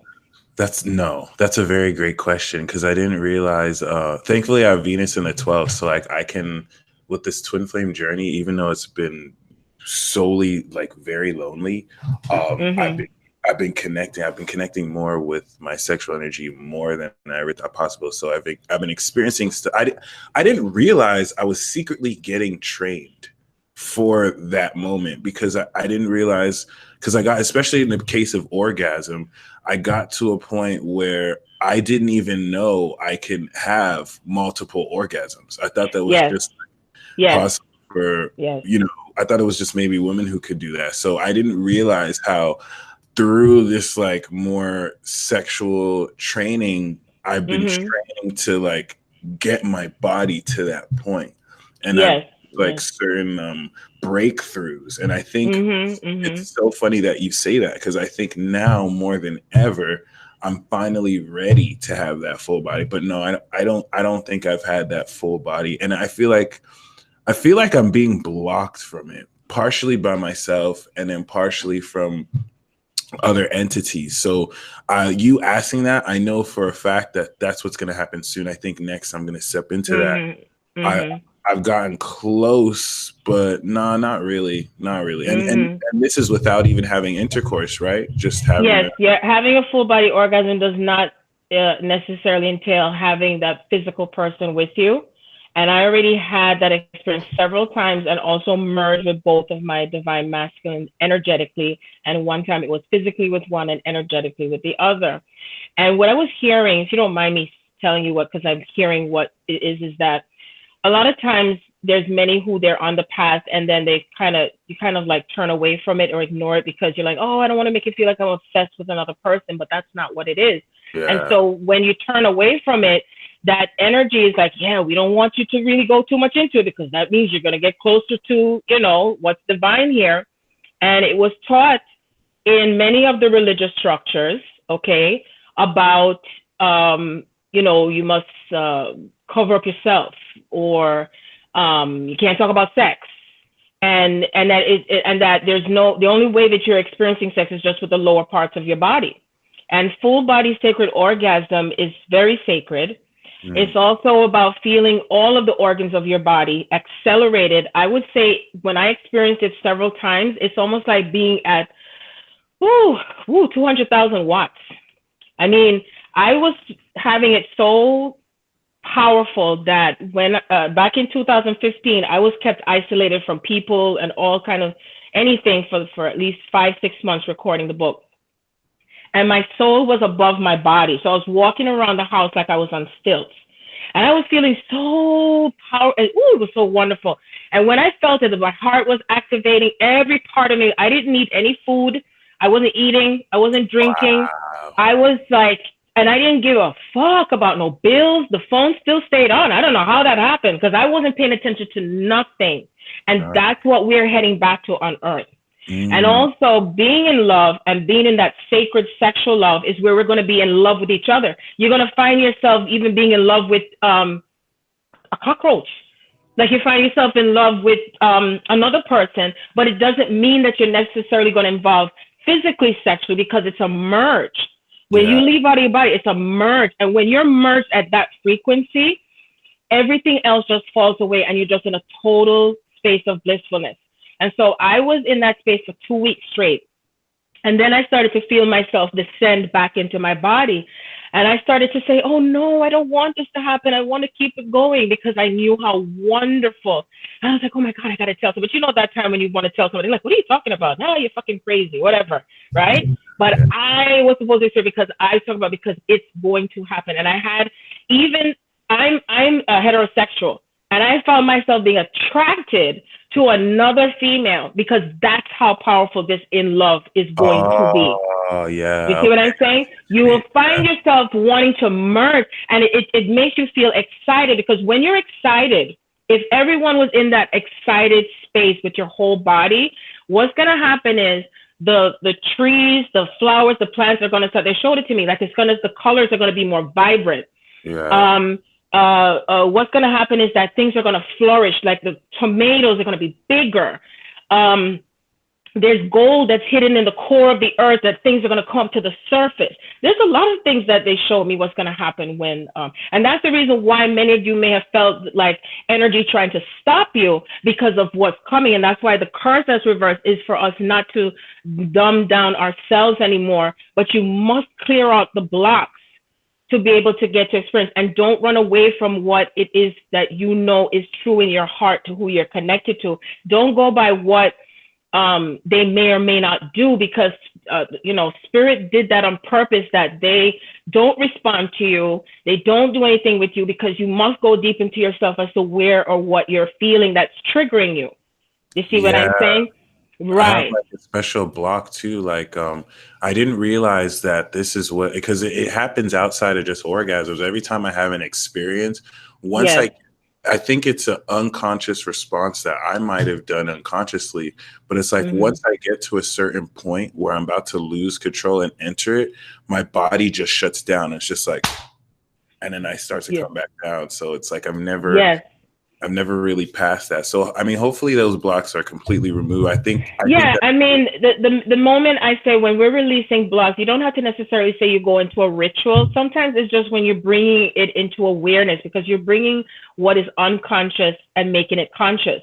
And that's yeah, what your twin soul is there for, is that whatever they're holding and embodying in them, especially those in the male bodies, they're holding a lot of energy that was from the time when they turned away from the divine feminine. And so with that, they are bringing that information that's channeling through the divine feminine. And sometimes you switch places. So it doesn't mean that if you're in the divine feminine, sometimes you change over to divine masculine energy. And so everything is transmuting constantly while you're sleeping, while you're awake. You see what yeah, I'm saying? And right. as you're doing that and transmuting through all that energy, it's clearing the way for what can happen and to shift and to change between the both of you. You know what I'm saying? There are Yeah. even some who are on the path that they have a twin, and then there's someone else that they're connected to energetically. You're not crazy. I've had some who've come to me that even someone that came to me, she's married, and you know, his higher self was coming to her twin. She came to find out her husband was her twin, and she didn't know that. You see? Mhm. So everything that comes to you, do not think that you're crazy. That means that Yeah. 99.9 that you're on track, and you're not to negate it, because your soul is leading the way for you. You see? Your True. soul is leading the way for you with all of this. Yes. That's beautiful. Mm-hmm. Yes. So yeah, and I've recently experienced that too. That I was wondering, like, wow, maybe I was wrong, because Mm-hmm. I started feeling I started seeing signs and attachments to someone Mm-hmm. else, but then Mm-hmm. spirit was just like, you're looking at it too linearly, like it's not, Yes. life doesn't work Exactly. that way. And Yes. it's and knowing that it's a process that will lead to the ultimate experience makes it more understanding. So, but my second question for you is, what advice do you have for people who go through spiritual attack? Let's say you were going through spiritual attack. What would you do to defend yourself, or kind of balance the energy out? Okay, so when it comes to spiritual attacks, because I've had those experiences, and how it had to come to that place where it ended, I would say in a greater way, is that I changed my thoughts and view around it. I changed my perspective around it. And I'll give you an example. When I was recording for the book, and I would sit in my office for hours and hours just recording, and it was dark in the room. And then that's when I told you, if you heard me when I said there was banging on the roof and things were falling on the closet. And I was like, well, I'm not getting my black ass out of the seat. I'm going to stay right where I'm at, and I'm just going to continue. And so I refused to go to sleep. Also, I couldn't sleep because I was like, oh, I don't want to go and get myself mingled up, because it was intense. And so when daylight broke out, I just heard people say, what do you see now? What is your perception now? And I was like, well, wow, I didn't even realize there was certain dirt on the floor and stuff like that. I didn't see it because it was dark. When I was recording, it was nighttime. And so then I heard spirit say, well, what do you think now? What are you going to do now? And I was like, well, wow, I see something differently. I realized that everything that was showing in my reality was what was within me, and it had to come out. It had to do with the times of how I was treated with the information. And we've all gone through those episodes of whether or not you've had path of being killed or burned at the stake or whatever the case may be. And so when I felt all those attacks coming onto me, I had to just move through it and realize, okay, I'm going through something it's just temporary. And there's times when I had to burn sage, and I had to, spray. What I recommend is Florida water and ammonia, and I spray in the corners, wherever I am or whatever. And I just start to chant, you know what I'm saying? And what I put out there is that anything that is coming towards me, or I feel that's attacking me, I say they must reveal themselves. And I'm not choosing to go through this. And I just like what we call rebuke it. Okay. And I just stayed more in my power. I just kept staying more in my power. And I said, because I kept thinking about what am I choosing here? Am I going to choose the fear and what I feel is happening around me? Or am I going to keep it going, keep moving along? And also what I do is I play music, and sometimes it has to be trap music, and it just shifted and dancing. I dance my ass off and I start to sing. I will sing. I don't care if the note is off, whatever. I'm going to sing. I'm going to dance. And all of this is what helps with transfer because, because when you are in your joy and laughing, when you're in your joy and laughing and comedy, that also pushes away. Because you see, when you're in a depression and sadness and especially fear, that's when it comes in more and more and more. And it's almost like it's nonstop that you feel that there's an attack.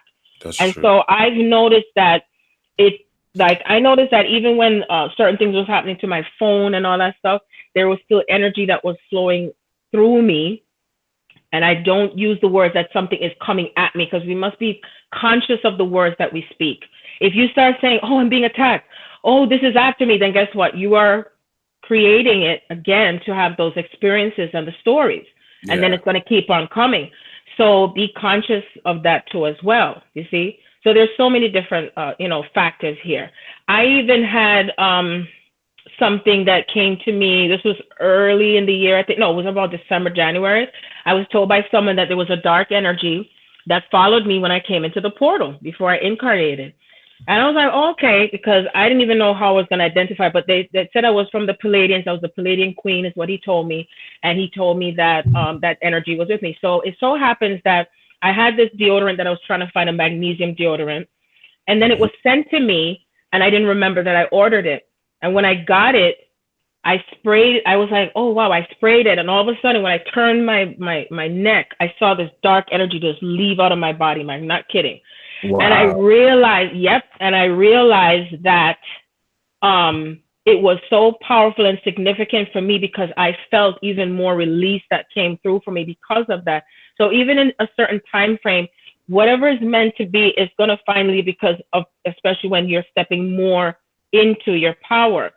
And just before it happened, I was on a phone conversation. So I was telling them that I kept hearing about the 7 seals. The 7 seals were now closing or something like that. And it was taken from the book of Revelation.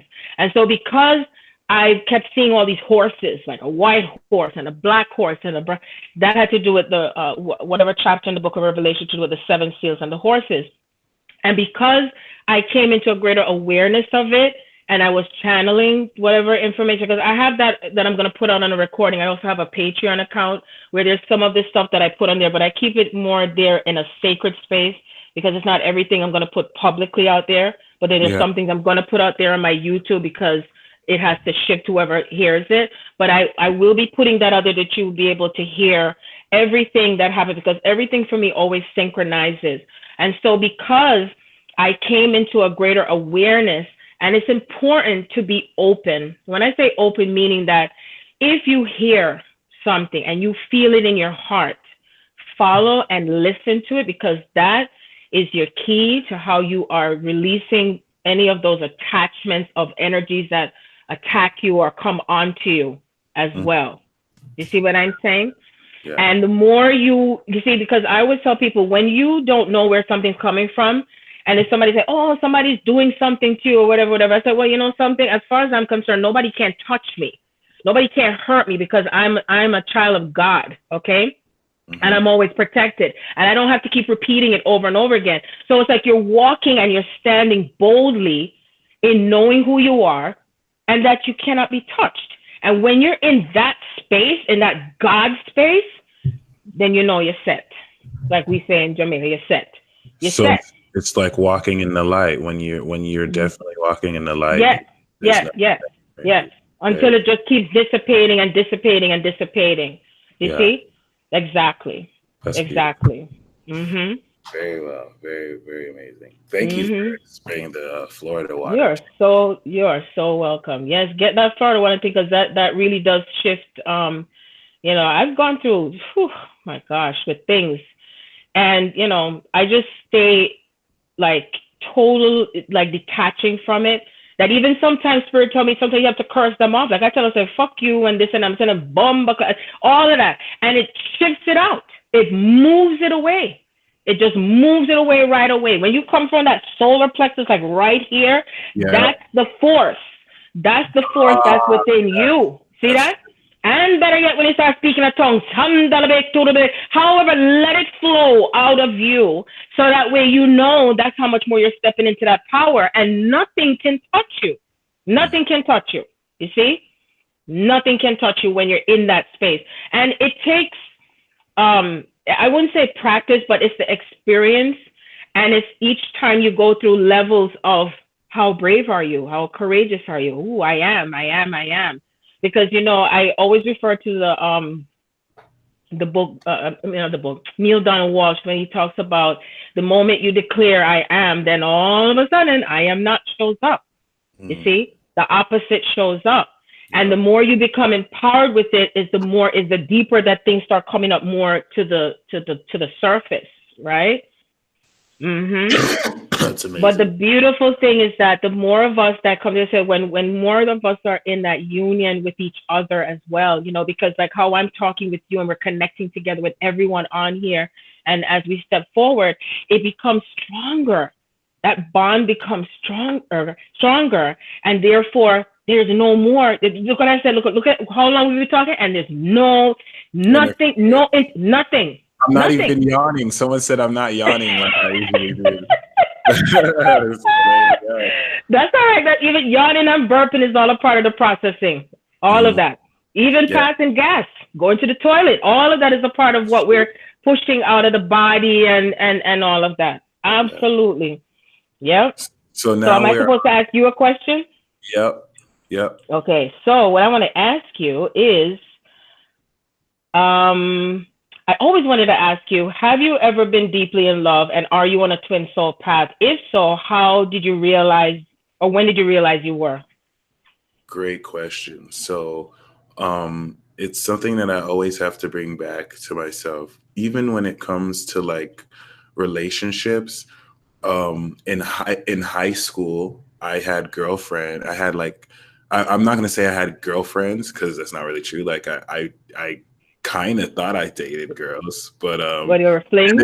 Like, yeah, they were flings. Like they weren't really real relationships. I had no idea what the hell I was doing. So I really thought you reminded me of that movie, Mike. What was that, the guy when he was a virgin and his father was trying to break his virginity? That's what you remember when you're saying that story. You're not talking about 30-year-old version. No, you're talking about no. Oh gosh, I can't remember. His father was trying to break it. That sounds like a hilarious movie. It was hilarious. They had it like 3 versions of it. I can't remember the name of it. It was on I can't remember. But it's the one where the guy, he was a virgin, his father was trying to help. It was a very corny movie. American Pie. That's it. American Pie. That's what you remind me of. Wow. Yeah, like even back then, like to me, I thought to be in a relationship was just walking your girlfriend to class, kissing her, and then that's it. So like I never really had a relationship, even after high school. So it was very humbling. I didn't realize this actually low-key blocked me, because I had thought even when I would connect with people recently, and I really stepped into this journey like 2013, and I would connect one-sidedly with these different women, like and they probably wouldn't even know what was going on. If I try and connect with them, I wouldn't be able to talk to them about it. They just wouldn't understand it. So I realized like I've been heavy in infatuation. I thought I was in love this whole time, but I just simulated it from my mind. So then I really sat down. I'm like, I've never really truly been in love ever in my life. Even like I've been heavily in infatuation, and I felt love in my heart. But then Spirit was like, that's not real love though. That's just your imagination. Like very Venus in the 12th, like. And I mean, there could be some sorrow attached to that, but it kind of makes me excited, because it's like, if I can experience this profound, because it taught me a lot about how powerful my soul is. Like I would feel stuff that I didn't even think was real to feel. And if I can feel all this for the wrong people and just like in my imagination, I can only imagine how real true love is. So honestly, I've seen signs, I've seen synchronicities, but maybe it's because of my logical energy. And thank you, Brito. I'm definitely, my 12th house is in Aries, so I'm gonna read what you sent right after this broadcast. But yeah, like I don't think I'm on the twin flame journey. I think that I've been meeting catalysts. So And which now, pill did you take? that's a good question. See, I thought like 2013, 2014, I took the plunge. I was obsessed with this Taurus lady. Then I was obsessed with the Sagittarius lady. I thought she was my twin flame. And I was obsessed with this Capricorn woman. I thought she was my twin flame. And really, what I've learned about all that is how my toxic, obsessive behavior, blocks me from actually meeting real people. And I realized that, I used my Venus in the 12th to be with unavailable women so that I block myself from actually, being with real people. And I'm with people who I always just hope I'll be with someone that it doesn't really seem possible, even though like I feel genuine, like to this day, I can't explain why I have connections with them and I see their name and I'm just going to rationalize it. Well, what I feel that you are not believing in it. That's why. Okay. It's hard to believe in it though, because it's hard to believe in it because it comes through from your lineage and not believing in it, because most of the time our parents and our grandparents, they got married just for social reasons or economic reasons and not because they were in love. So just imagine that you're carrying a template from your ancestors, your generation, of not believing in something that you've never experienced before with being in love, you see?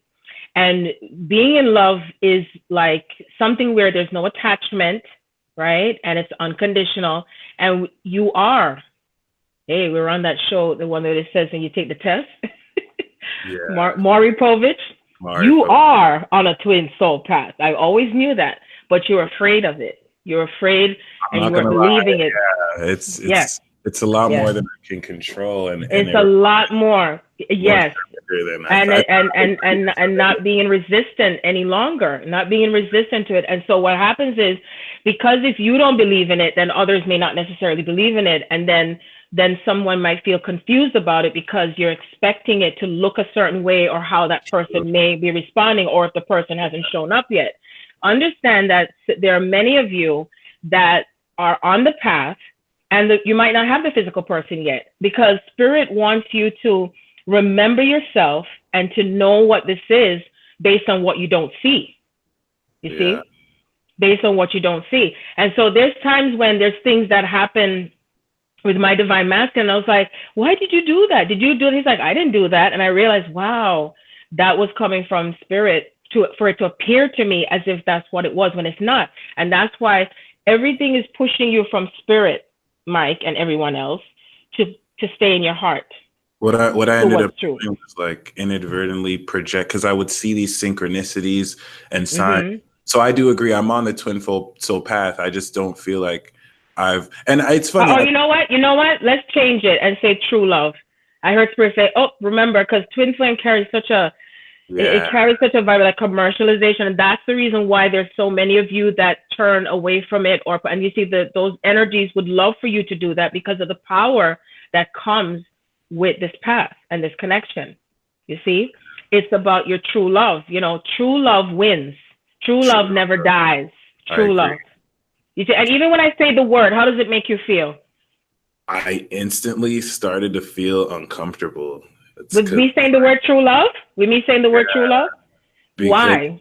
Because it's like, I thought I wanted to be in a vulnerable state where, and then I guess there's a part of me inside that is like dead set against it because of fear or something. Even though, on the surface, it's like, I've been searching for my true love. This has been so weird about it. Like, I've been obsessed with this, like, for the better part of my whole life. But then I realized, even though it's what I want, like, we'll choose it instead of wanting it. choosing. So yeah. It's very true. And I'm not opposed to doing it, but I've just been so frustrated, which I have no right to be, because No, it's okay to feel the frustration because it's a part of the process, because in that masculine space, we want to be in control. And then I have had to, because even I carry strong masculine energy, but I also carry very strong feminine energy. So I have had to surrender to my past so many times. And the part that I had to stick with more than anything else is what was being shown to me spiritually more than what was showing in the physical space. How did I feel inside my heart, right? And being vulnerable, that, you know, you're even kind of like testing yourself, like, am I strong enough to just admit and be authentic and just surrender that I'm in love? And it's about surrendering to love. And surrendering to God is love. And surrendering to love is God, because God is love and you are love. So why are we afraid of it? Well, what is there to be? I know in my case, the people, especially specifically a certain individual who, like, I just surrender into this like pure blissful state of love. It's, if I try and, like, I know, you know, I connecting with her for real, I don't think she wants to have anything to do with me. But that's your perception. No, I mean, your perception. And before, like, and you're right, because I don't know how she feels now, but I did try and reach out before, and she was like, "Don't talk to me. Like, I don't."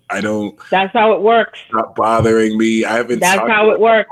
Time, but but Mike, it's not about what the person may say or do. It's how does it make you feel, because that's your truth. It's your feelings. Your feelings is the truth.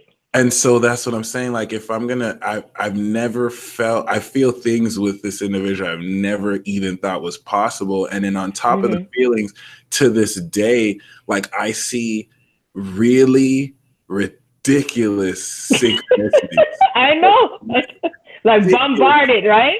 Yeah. And so it's like, how do I surrender to this? And then every time I do surrender, it's like I start to do things I'm not proud of myself for, like spend all day in the connection, and I'm like, I gotta do real stuff with my life. But that is real stuff. Who told you that? What makes you think that? You see that? That's the program, because we're so used to, well, I don't want to pay attention to this because it's not normal. So I'm just going to go about my daily task.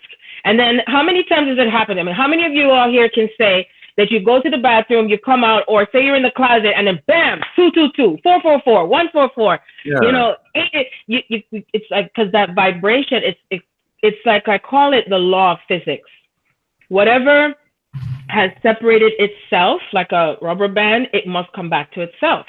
Yeah. So your soul is bringing all these synchronizations, and it's bringing all this vibration, and not being resistant to it, because of the fact that we carry so much core wounds and pain from the past, and also from what we have seen. Because sometimes there are people who've never had a relationship, but they're still carrying a programming from what they've seen growing up, or what they've carried from another lifetime.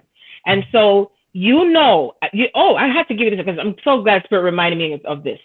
I went to see Bill Bellamy, because I love my comedy, and I went there 2 weeks ago. That's awesome. And he's awesome. Yeah. And so the question was asked of the comedian that came on before him, and he said, "How many of y'all out there in love?" And only 3 people, including myself, raised their hand. That's it, out of 200 people. And wow. I said, and I knew that was going to happen, because I observed people, and most of the time they're not in love. Yeah. They're in either frustration or disbelief, or not. And part of this is acceptance too, Mike. Really accepting. Well, I to kind of like so I at some point I started to like project that on her, like she's the reason I'm seeing this. Like it's so like there's even a post I saw a long time ago where I was at my lowest state of like dejection, and then I see something saying like it was something like and it was an original quote, but it's like, it's sad to let go of something that you really want, even though you know that once you have it, it'll be everything you ever wanted. It's sad waiting for something that you know may never happen, even though you know it's everything you want. And it's like, I know astrologically I can explain the connection, but it's just really frustrating because it's like, I want to, but I get this rejection, and then the rejection hurts more than it hurts a lot. Well, it's because that many of us are breaking down the attachments to the illusion of what these connections are, because it's so easy to fall back into, oh, this is a relationship. Oh, this is a relationship. This is how it should be. Instead of, this is a connection. This is like my heart connection. Surrender to the connection. Yeah. Like really fully surrender to the connection.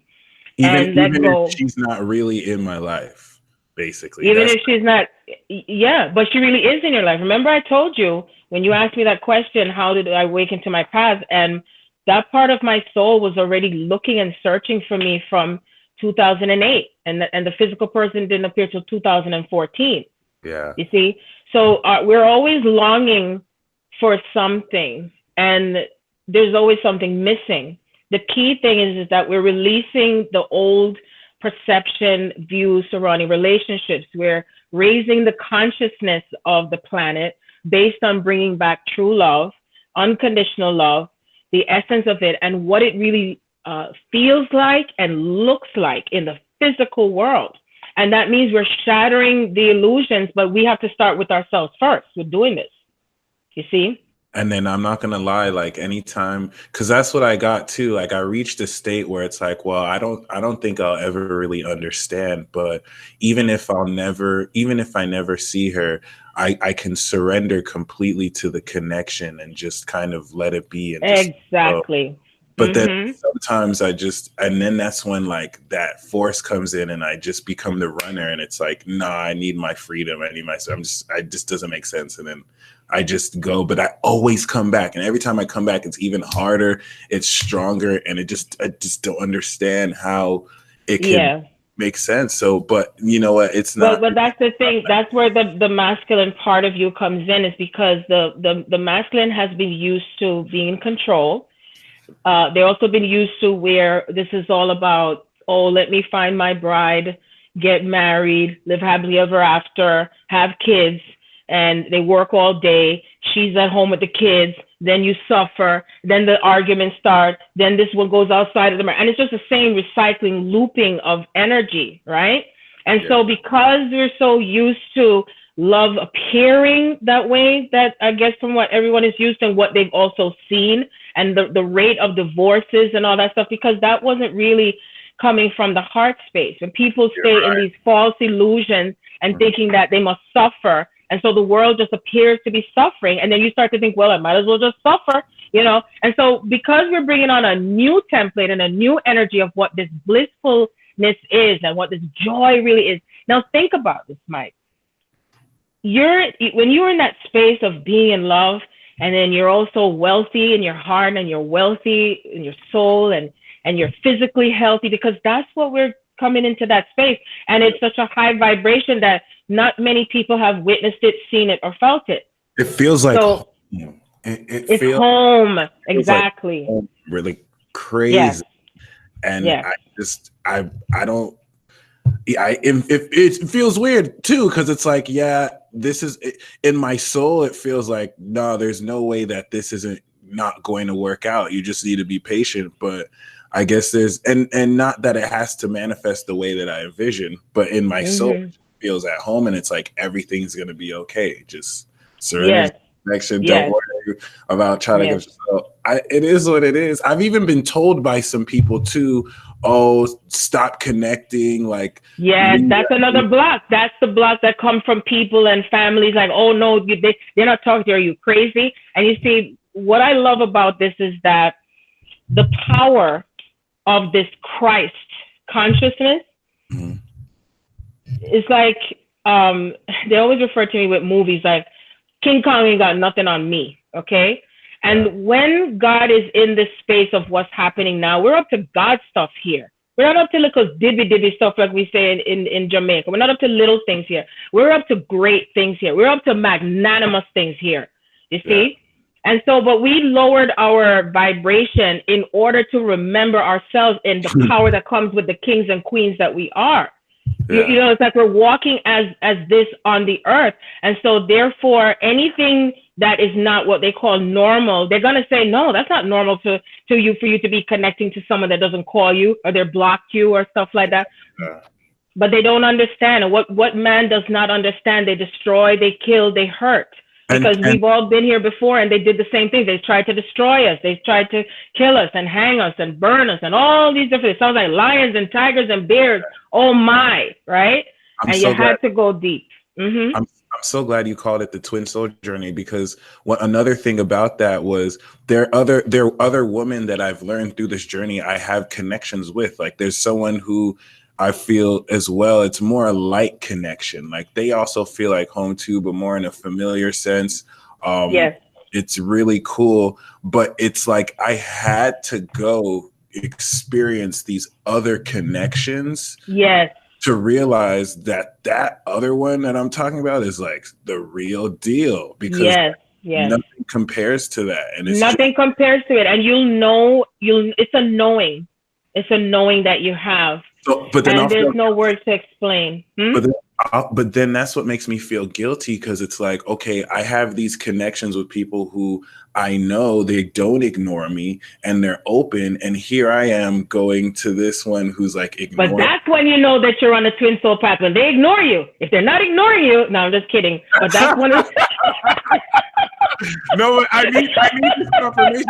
I started to feel guilty. I was like, okay, maybe I'm wrong for following my soul and connecting, because like, why would I ignore someone who adores me versus adore someone who ignores me? But it just feels right, and I just don't. I was thinking, and okay, that's the key, is that it feels right. The fact that it feels right, and that's where Spirit wants you to trust what feels right, and not what is based on what that physical person is doing. Yeah. You see what I'm saying? And that's where you get past the illusion of, well, they're not paying attention to me, so therefore it's not it. And then they go back to the narcissistic ones that's treating them bad, trying to force the connection.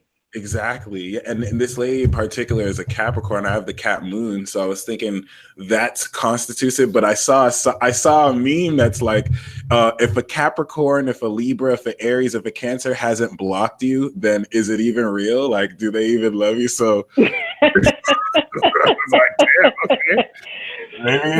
Well, you know, the reason why I said it's just a joke, because it doesn't mean it applies to everyone in every way, because everyone is on a different path. It's unique. It's unique to you.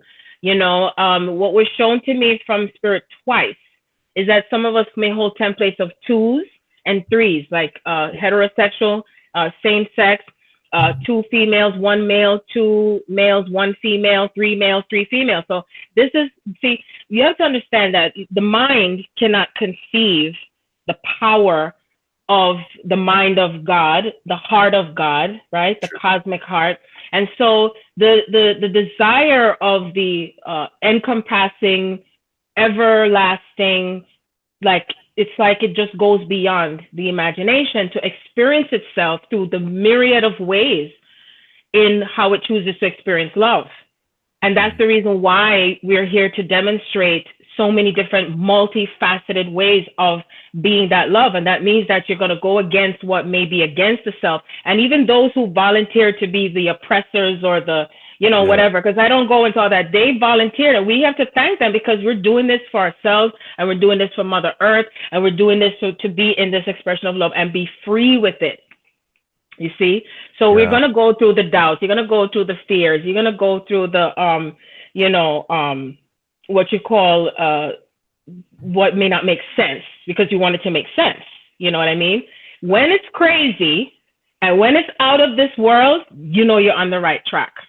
And see, it doesn't make sense on the surface, but I get it. Like it does kind of make sense. Oh my goodness. And I know so many other people went through, but the signs, like the synchronicities are it's off the chain. And even sometimes I've had signs that come up in the weirdest ways, like you just can't make this shit up. Yes. Like I could be watching a movie and all of a sudden the name comes up with the other person. You could be anywhere. Yes. Or I'm on the phone with a claim, and then the person calls their name, and I'm like, what the fuck? Yeah, for real. Yes. And I'm like, what did you say? Exactly. Yeah, and it's like, wow. And once again, it's like I had to explore my connections with other people just so I can see how much deeper this other one was. And even still, like I'm a surrender. I'm so glad you asked me this, because now I'm a surrender. But I was compelled to ask you that. I was going to put you on the hot seat. I said, I'm going to get it. No, but I really was. Oh my God. No. Now I'm just like, See, I had to take off my sweater. See, because I'm like, woo. Let me tell you something. Just surrender to love. Why? Because it feels good. It feels good. It feels good. And it's not your imagination. You see? I know that when you have this love that's just permeating from your heart and the joy that it brings to you, and we just want it to last. You know what I'm saying? We want it to last, and it's going to last. It is lasting. It already is. It's just to believe and know that it is so. And then you take it higher, knowing that this is how the love of God, because I even said, I think, you're very clever, that to go bring somebody to come and just trigger the fuck out of me so I can get to come back to myself. Right? Yeah. And when you look back at yourself 2 years ago and a year ago, you weren't the same person. And so imagine now when you're coming into a greater power of yourself, and then when you bring that power together with that person and anyone else that fits into that union space, right? Because it could be a dog, it could be a bird that's a part of your union, and your twin shows up as I remember when I had all these different men were like, oh, you're so beautiful. Oh, I want to send you flowers. And I was like, oh my God, what's all this poetry? Because he used to write poetry in a past life. So it shows up through those people. And I knew it was coming from. I had even my phone was typing, I love you. And then the flowers, and I showed it to the young lady doing my nails, and she was like, oh my God, the phone was, and it was coming from his higher self. So when I have those experiences, I just like, woo, I love it. It's just so like exciting. And even one time, I kid you not, because I have it on the page where the phone typed, I am a beautiful person. I'm a beautiful person 6 times. And my daughter was brilliant enough to take her PS Vita to record it. And then before my twin blocked me was when I kept getting these dreams of me singing to my grandson. And then I went and did it. And he was like, why are you doing this? And then I was like, oh, because you were so happy that I was singing, to you in the thing. But then before that happened, I was in the nail salon, and the phone sent these beautiful flowers and these kisses and all this to say. And I kid you not, I have the screenshot of it, and it just made me feel so good inside. And so it was supposed to happen that way. So by the time that happened, you feel bad because you wished it didn't happen. But then it just takes you deeper into the connection and also self-love. Because you see, you have self-love, but you also remember that if you are in love and you're in love with it, but just surrender to it. Acknowledge it. That's what God wants you to do. Just acknowledge this love, that even if it appears, because you're going to constantly keep testing yourself, like, do you believe in this?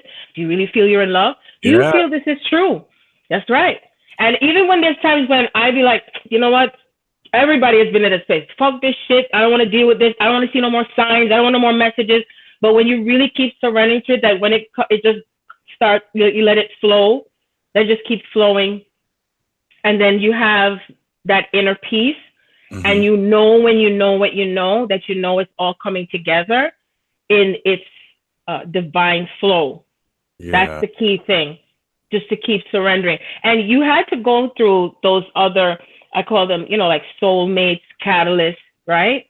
So that way it was to get you to believe that there is something more than that, a lot more. Yeah, that's how I feel now. It's like, because I really forced myself to just look elsewhere, because it was driving me crazy. It still is driving me crazy. Even now, like, I feel defeated. I guess this is what me to feel, though. Like, not in a bad way, but just like so, like ready to I don't know, like it's just you're surrendering. That's what I feel. You're surrendering, and you're surrendering. You feel like, you know what you feel like? You feel like when they say, "Oh, you're so mush," because usually with the males, especially male but masculine energy, is that, oh, if I show this type of love, then I'm going to be labeled as a pussy or a sissy, or you got pussy whipped, right? You remember the comedian? What the comedian said? You got pussy whipped, boomerang. I think so. And you see the tables turn because he did end up finding the love. I feel like such a lame. That's what. But you're not. But you're not. You're not lame. You're just experiencing something that you never had before, and because it makes you feel vulnerable. And I got you to the core of what has been the block for you to accept it and to continue to experience it, to acknowledge it.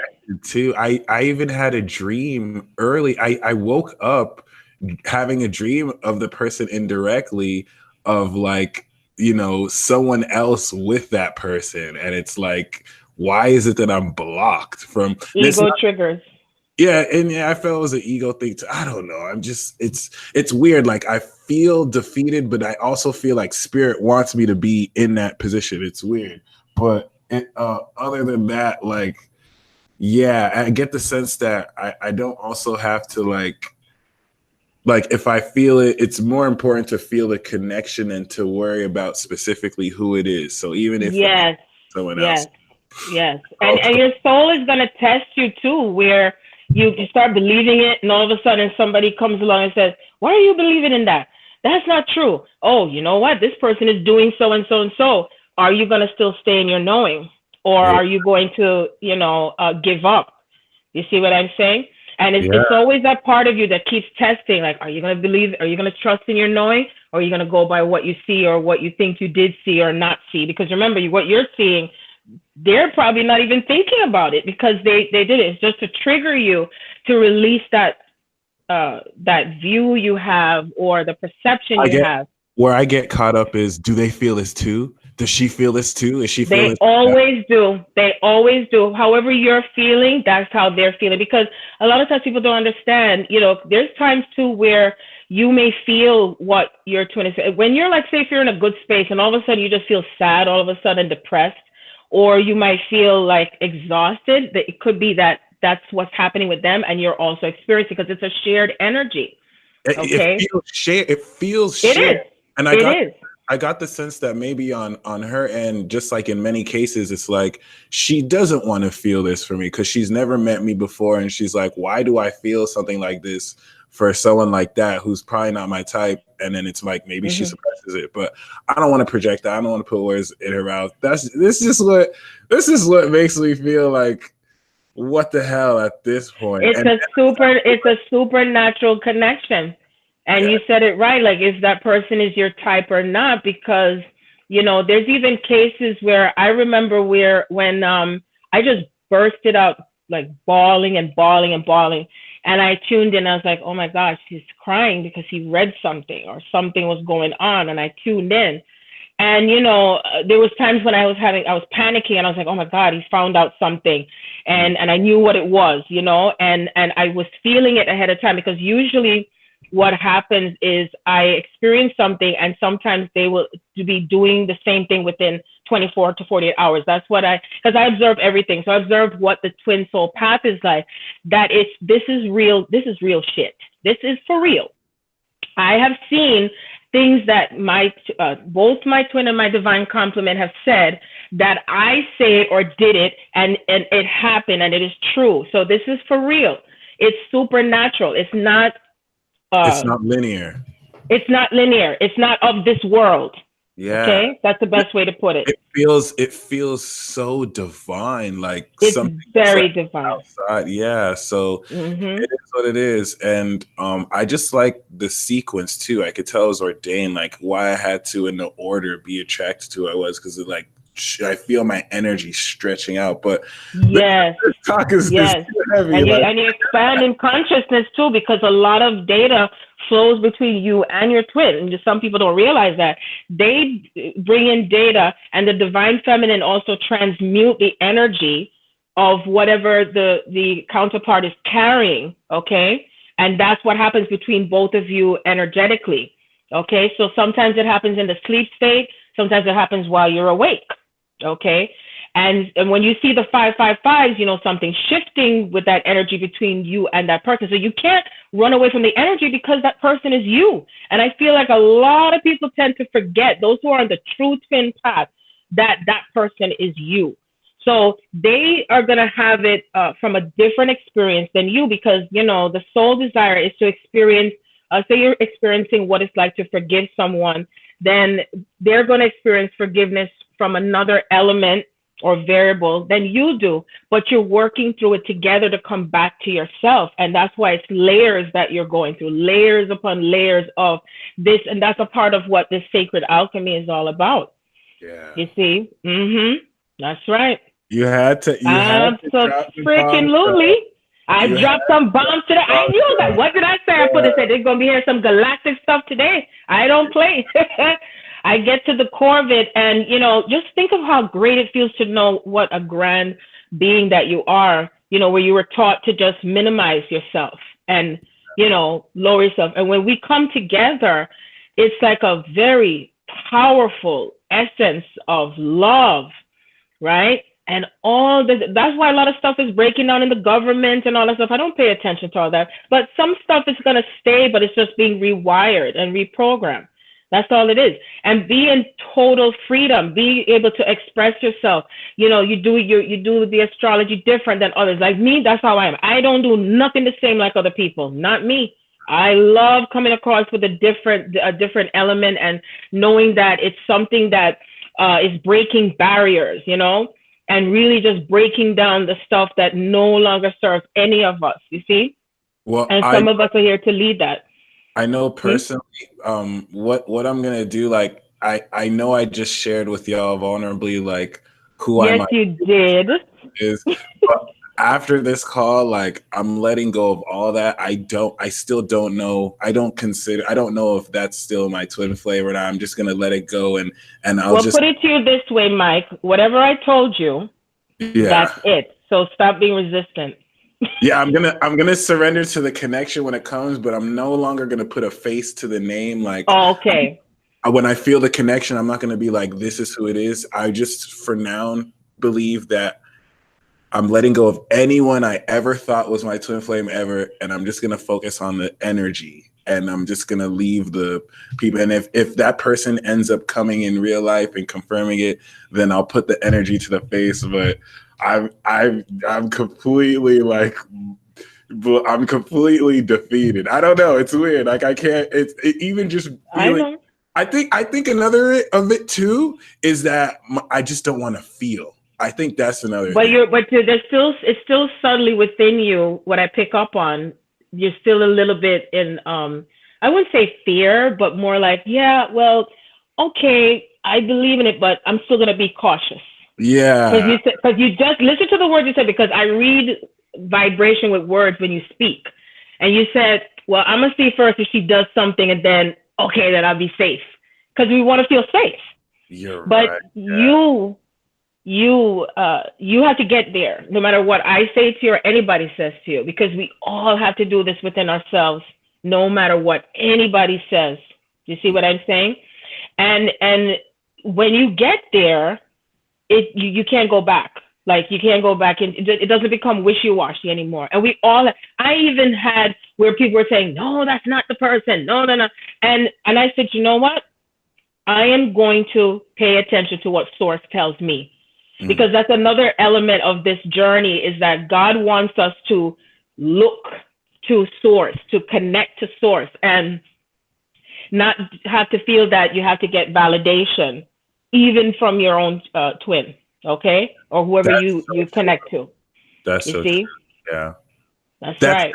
That's been the biggest part, like forcing validation. One thing that I'm grateful about this, though, the thing that I love so much about this path that I'm grateful is it revealed to me my toxicity. It revealed to me the toxic parts of me that are blocking this union from exactly. So it just makes me want to go back within, and that's really why I'm wanting to distance myself, because I feel I'm not really worthy of the connection, even though I consider See? myself a great person. Yeah.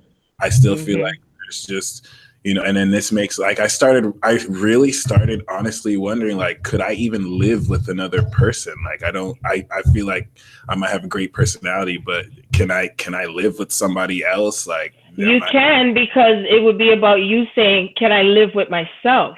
Because you see, the greatest love of all is within you, and then it reflects back to you from that other person. And it's really like becoming naked to your soul.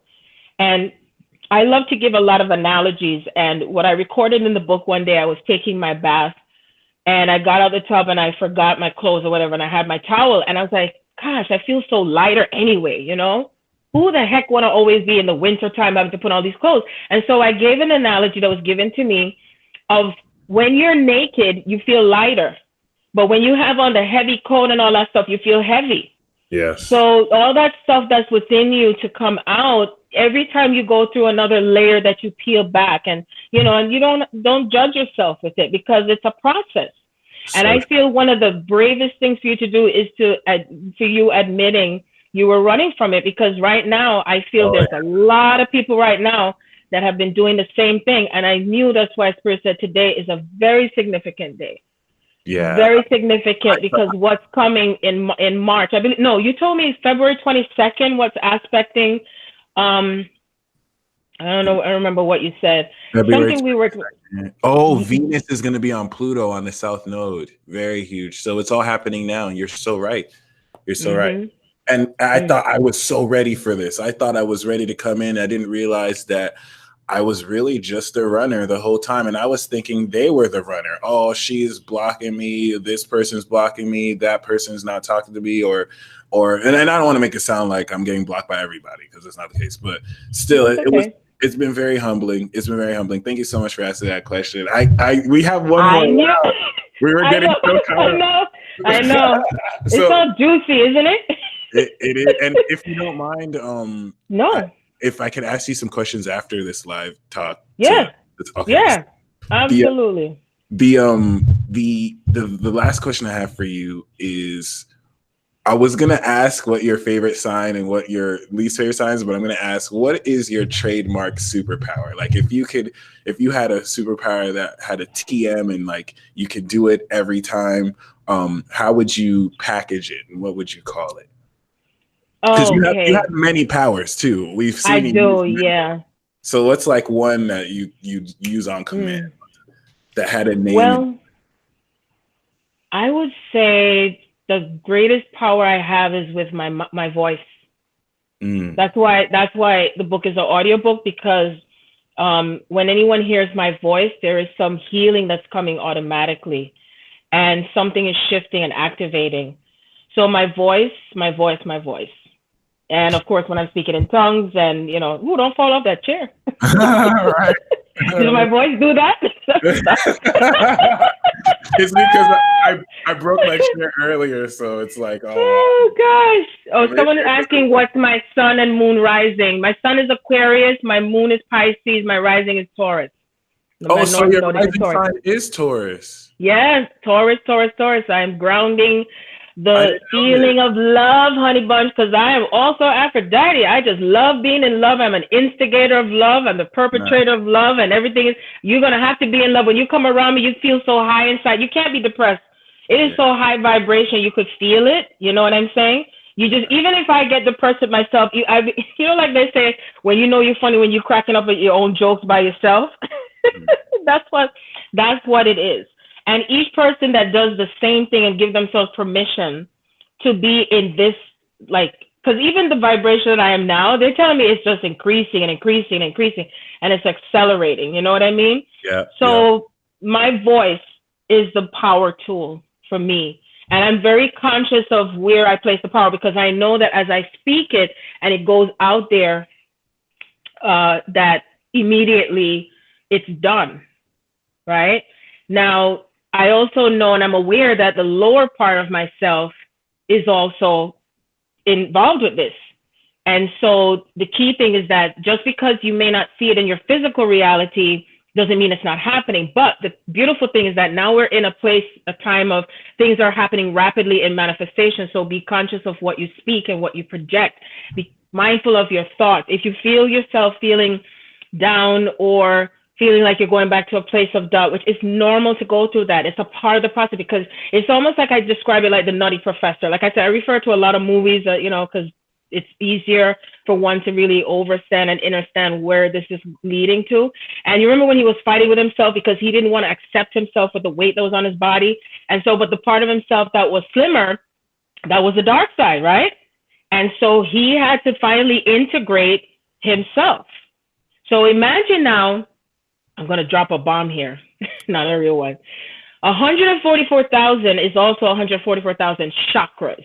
144,000 parts of you that is coming together, that's being activated.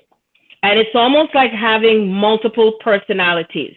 So people who they label as having multiple personalities, if you saw, what was that other movie? It was recent. I think it's a part of Marvel, and because I always watch Marvel comics, it's the Split. Oh, I remember.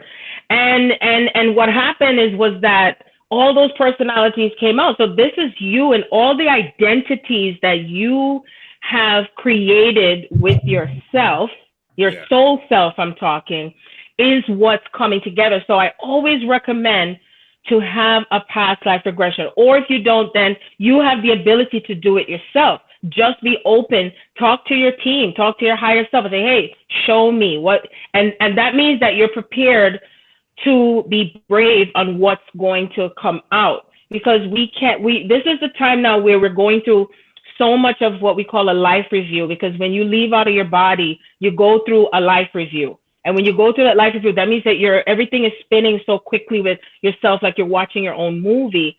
And that means that you're going through, how did you feel with this experience with this person, and how did that person, because we're all at a place where we're not only having the experience within ourselves, but also you're going to feel how the other person feels. So that's why whatever you do to yourself, you're doing it to another. And your twin is the biggest mirror to what is coming. You see what I'm saying? Yeah. That's right. So that's the key thing. You're bringing all of your cells together. And while you're doing that, you're releasing all the blocks to coming back into your great avatar self. And you're also releasing the blocks of what have been accumulating through all the generational cycles of pain and slavery, energy, the mental slavery, the emotional slavery, the physical slavery. Like, step out of those stories now. Time to let them go, ladies and gentlemen, and, creatures and one and all. Let them go, let them go, let them go. Okay? Dance your way through it. And, it may not be fun, but just know that the light is truly at the end of the tunnel. You don't have to physically die, but you are going through so much. We're all going through major death and transformation. And it does hurt. It does. But it is worth it, because it even will show on your body and your skin, And we may not know completely what it's going to look like, but guess what? We're not alone in this. When Yeshua walked on the planet, he was doing this alone. People were more ignorant, back then. And so now we're completing that cycle. We're getting it to the greatest point where it has never ventured before, you see? And it can be quite scary because we don't know what it's going to look like. But the key is to stay present. Stay present with it. Stay now, and not go ahead of yourself in the future. And, you see what I'm saying? And if you feel doubt or whatever, then Spirit will bring someone to you. You see what I'm saying? To help you. Has done that all the time. All the time, right?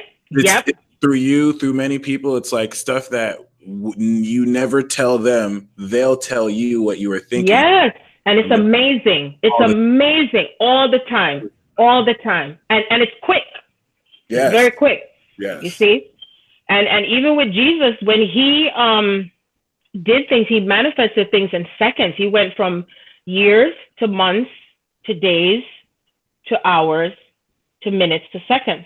And so we're really bringing in that template of how we are manifesting. And so the difference is that it's not going to be where we're, having to have control over another, or trying to outdo the other one. Everyone is going to have their own type of magic, and you own your shit. Own your magic, no matter what it is, just like X-Men, okay? Everyone is going to be continuously templating more and more of themselves, and just that some may be bringing it in, and then they're afraid of that power that they have with themselves, and other people are afraid of the power that they're seeing, and then they'll say that it is the demons and the devils and whatever, right? So we are demonstrating ourselves as whatever it is that has existed throughout humanity's time, and we are templating that greater part of ourselves, greater, magnanimously, more than. And the team, when I say the team, it's like there's so much galactic beings that's around right now that I'm sensing.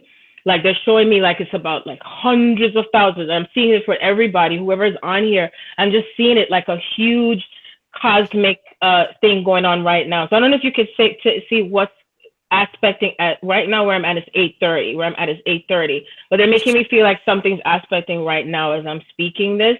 So right now, speaking this, let me actually show you guys. So right now, because you're 100% absolutely correct. So we have the moon, that's 5 degrees. Mercury is 27 degrees, sextiling all this activating Aries energy when communicating it for all of us. And then we have Saturn 15 degrees, and then Jupiter is about to be 20, trining this. It's sextiling the sun right now. So whatever is happening right now is profound. And then we have the moon squaring Venus. So that's what you're talking about. Moon squaring Venus. Exactly. I think is probably one of the triggers, which, wow. And just like people said in the live chat, please hit that like button. This energy that we're all generating is so amazing. So thank you. A code is coming through. So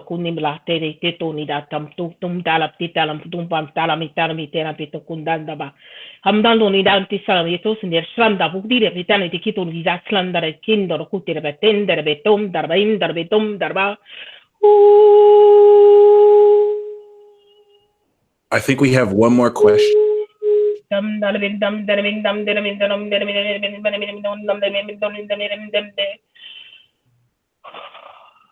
Yeah, you were saying it was coming out. So yes, it's exciting. Yes, you said you had another. I have a question, or you just questioning me?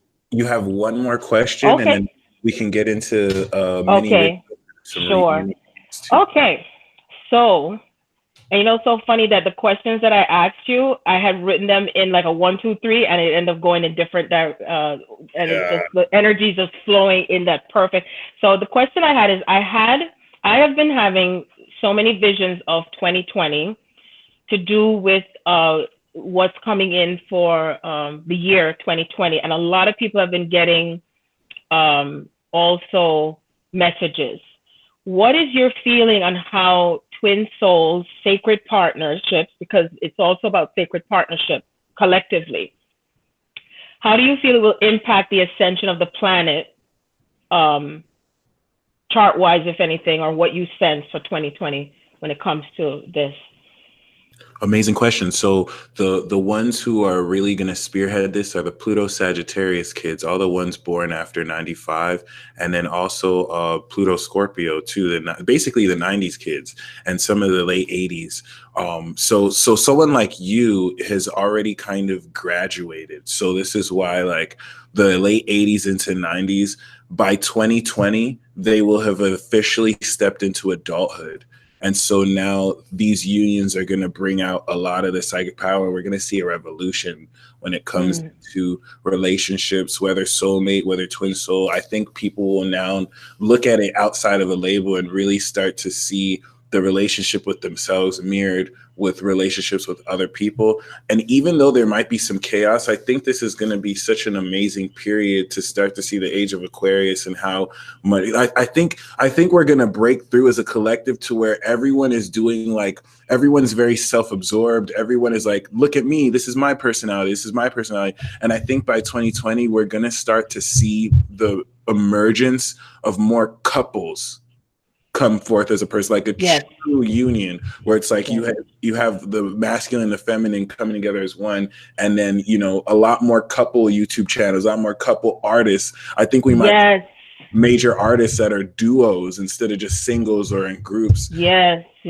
Very amazing. So, and I would love to, if we have time, I know we went with my daughter we have time to do some of her rapping, her freestyle really rapper. She's off the chain. She's a off Virgo, the chain. She's a Virgo, yes. Nice. Yeah, your daughter's she's really cool. So all right, so we're done with the 3 questions game. I know you wanted to read some readings, but just so that let's do something more general first. So we can start off by just channeling general messages, and then if you want, I think you can see the live chat, so you're welcome. Yes, I could see the live chat because I made sure to be by my desktop so I could see the live chat.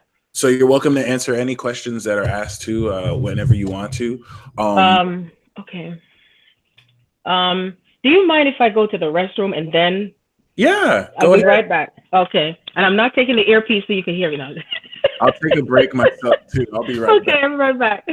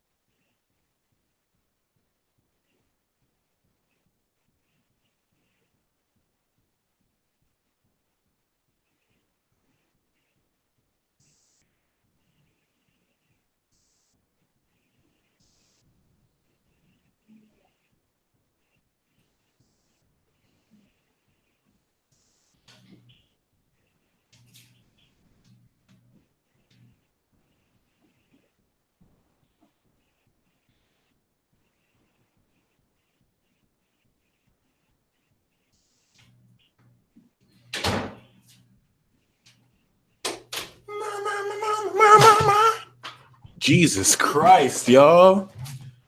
I knew this was going to be an amazing peace talk. I knew this was going to be great, but I didn't know it was going to be this great. Like, Jesus Christ. I didn't know I was going to get hit with the bomb like that, too. Y'all see me talking about Twitter flames? Oh, my God. Y'all in the chat are so amazing, too. I'm glad we could connect. I want to reiterate, this is a whole ceremony. We're about to do an actual short ritual too. I'm so glad because like seeing someone with her energy, it's very much so ascended mastery. And you know, thank you once again for sharing that with us. Please take the reins. If we can do a bit, if we can do for a bit like an activation ritual right now, which this sure. But yeah. Absolutely. And just know that if anybody else went to the bathroom, your body is releasing energy. Okay. Can you hear me? Yeah. Oh, okay. I wanted to make sure. Your body's releasing energy. And even after the spirit is telling me that you're going to probably feel like you can't sleep or anything like that. It's okay. It's all a part of the process. And you also go back and listen to the recording again from the beginning to get the code, because what happens is the codes come in layers. Okay. So even when by the time you go to another level and you go back and listen to it, it's going to also push you and center you into another aspect of yourself. Yes. My birthday's Sunday too, so I won't be reading on Sunday. Oh, that's so lovely. So anyway, let's just inhale and exhale. Okay. And inhale and exhale again.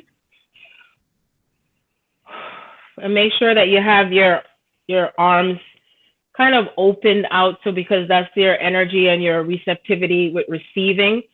Many times we have had so much blocks to receiving, which includes receiving love, receiving abundance, feeling as if we're not worthy of love and abundance, in which we are, because we're so used to minimizing ourselves.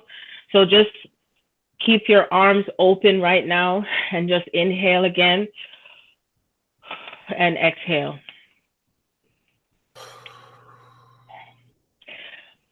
Mother, Father, God, I want to thank you for this moment, this time and space continuum, because even as we're here now in this physical space, we're also in other dimensional space, because there is no such thing as time. There is no such thing as what is not, because everything is in the is space just as much. Gratitude for those who are awakening even more to themselves and more to their powers. They're also releasing themselves when it comes to forgiveness, letting go. Just letting go of attachments, outcomes, circumstances. We're letting go of any confusion, and we're really allowing ourselves to come into a greater sense of peace with higher wisdom and higher knowledge and inner knowing. Asanda shikitu similar patam pikilo pitere pesendo kutishmara betekinam de kitunda la batinda la batanda la bekitus la beresete la bekitunda. Aile shudukuti senemete kanuri bela batekindera patakune salate shukuni bera pakande la betere bekitu sire betechuna batekintombe. Amdere suti silama tikiru kwitla merekina merukuni bela la tetukushunu mana betekinome. As we're here and I'm visualizing us being in a circle. In a circle, we're holding hands energetically. And as we're holding hands energetically, this circle is like a protective energy.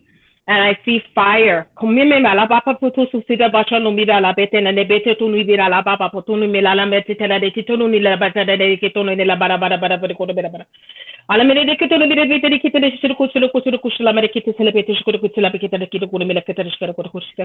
the elements of ourselves come together as fire, water, air, and earth. And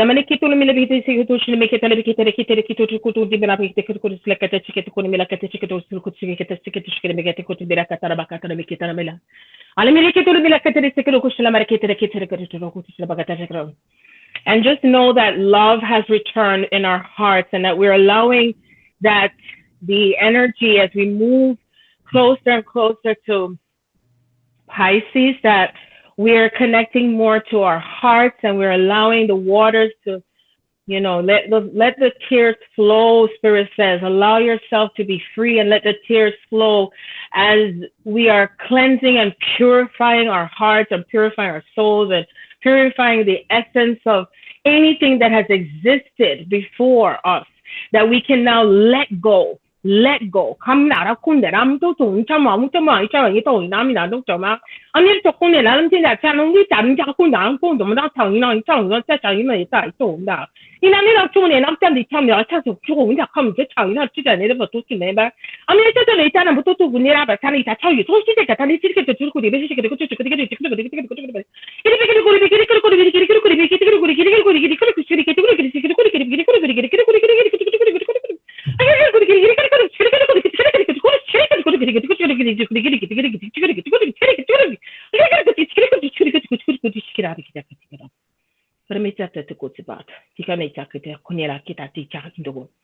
You might find yourself crying because they're showing me that this energy is pulsating through all the cells of your body. And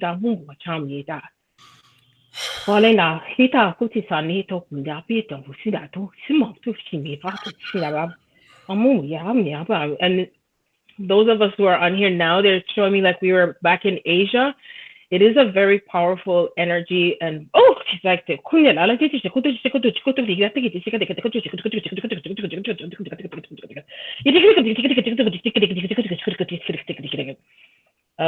energy of like a vortex that's opening up there, and that there's a lot of things that are flowing through from that part of the continent that's connecting to Lemuria, because the divine feminine is even more into her own power and connecting to the divine masculine. Let us just hold space for the divine masculine as she is surrendering to herself through this power. As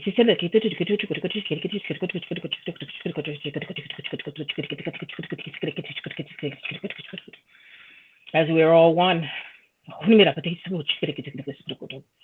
We are all one body of this consciousness. And so as we are permeating this through from the top to the bottom, all the parts of the self that comes together in this oneness space, and that we know that all there is and that all has ever existed is love, and that whoever you are connected to, that this connection is through the divine purpose, divine power. And this essence is what that has always existed throughout time and millennium, and there is no separation. There is no separation, as we're all one. Peace, peace, peace be with you. Peace be with you. Move with it. Yes. Amen. Amen. That was awesome. I say, so it is. That was amazing, and so it is. Yes. Mm-hmm. Yes. It was a huge, huge activation. Activation, great. So I'm definitely gonna be. Please, everyone, be mindful. Shout out to Marsha, who tears came for. Be mindful of what happens directly during and after this broadcast. I'm starting to feel energy well up too. So I got blessed, and I got exchanging gifts, which I feel is like our soul essence will be exchanging with the right people. Yes. Message in a bottle too. So that's amazing. And I'm starting to feel this unseen energy well up within me. It's like a heavy energy that I didn't feel before. So it's awesome. I'm gonna hold true to that. Yeah, when your higher self is coming in more, you're gonna feel heavy in your body. So it's a part of the process. Yeah. Mm-hmm. Wow. Yeah. See, I'm so sleepy now, like I'm drugged. I feel yeah. Yeah. I thought you're gonna feel you're yawning a little bit at some time, but it's because your body is coming, like you, because you're open, you're letting go. Like I said, the more you let go, is the more the true aspect of yourself is coming in, and there's less resistance. And so that's why your body's responding with yawning. I'm feeling guided to say that what not just, I was gonna say whatever you do, but specifically when you were speaking the light language that you. No, it's not light language, honey. That's strong language. Strong language. Oh, yeah. I'm just kidding. The cosmic joke. I love it. I got that when you were speaking. You actually activated power in every single one of us, and I know. Deeper power. And you actually said, I don't know why I just repeated it, but you did call it activation. So you could feel it. I almost wanted to jump out of the chair, but I had to contain myself because it was so, like, I felt tingling, and it's because of connecting to everyone, because we're doing it together. Yeah. We're doing it together in unity, So it is true. Where two or more gathered, it is power. Yes. Power. Yeah. And we didn't go anywhere. We stayed right here in this presence, right? Yeah. Mm-hmm. Very true. Very true. So, I mean, I'm just so grateful. It's interesting. Aquarian essence, Aquarian insight that we had in episode 88 has a Virgo moon. And I watched her. Yes. And those two, I would say, have been my best peace talk. I think this is the best peace talk we've had so far. Oh, thank you. You can see we've had amazing peace talks. I would say both you and Aquarian Insight. And it's probably going to be your longest peace talk. Yes, the longest, but every minute. Just to let you know that Spirit, when I said it's undeniable as Nefertiti, that TT at the end of the name means talkative. And so my longest segment I have on my YouTube is actually 8 hours long. I kid you not. Wow. My longest conversation, because it's like people say, Sharon, I could talk to you forever. It's like, I know, and my soul just don't know when to shut up. She don't know when to just let me go to sleep. And have me driving and videotaping at the same time. I mean, it's crazy, but it's like you really let go, and you're conscious of it. And you just let go and allow that greater part of you just shine and keep it going. You see what I'm saying? Just shine and believe in yourself and know that you're not the only one, that you got me. You Spirit got your back. Just know that every one of you on here, Spirit got your back. You are protected. You are divine. You are divine. Okay? Amen. That's right. So, okay, so you wanted me to give a general, or you're doing more cards? Yeah, let's do general. I'll even just channel too, instead of just, I just wanted to cards for the activation. Yeah, because I know there's a new mic in town right now. Yeah, it's word. Word up. Yeah, I finally got to a place last night where I was like, I'm ready to just channel mess. I was ready years ago, but now I feel confident without needing cards, just giving intuitive readings. Like, yes.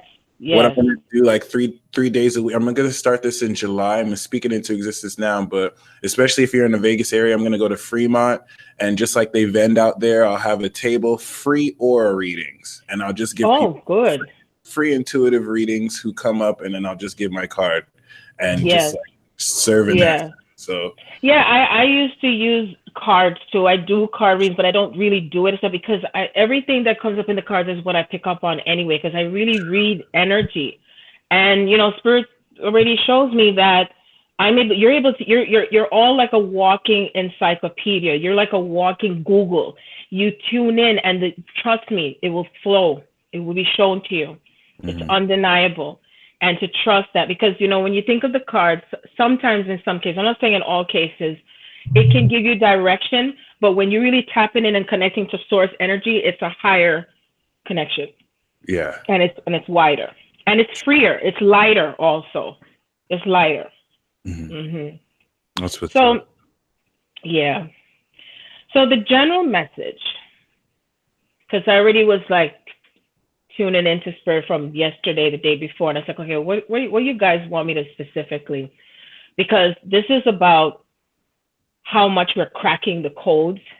Yeah. And I already had cracked the code so much because I just keep going like in higher dimensions, and then I bring it back down, and then it gets pretty lonely at times. I'm like, oh my God, and I know it's because I'm just supposed, this is what I'm here for, to just bring all the pieces together.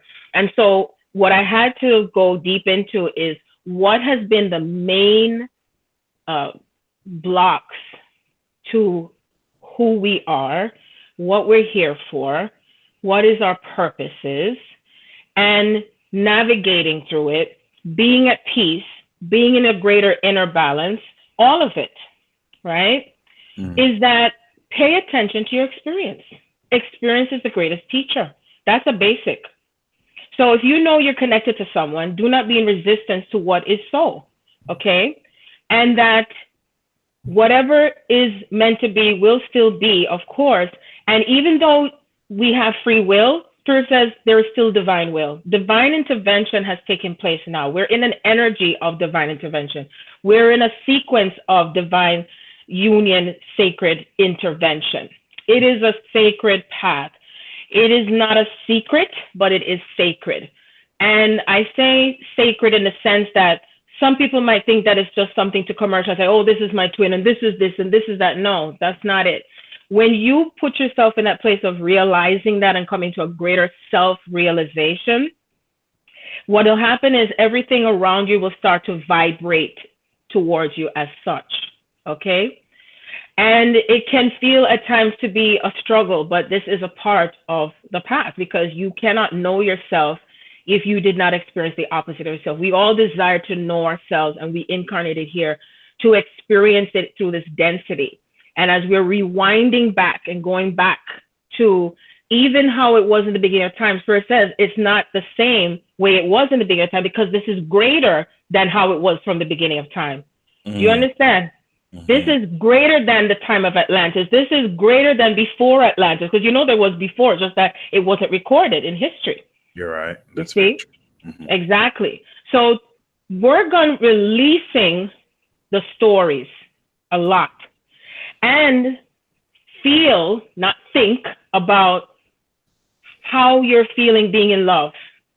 How you're feeling being in love, because being in love is what cracks all of this. It breaks it up into many pieces.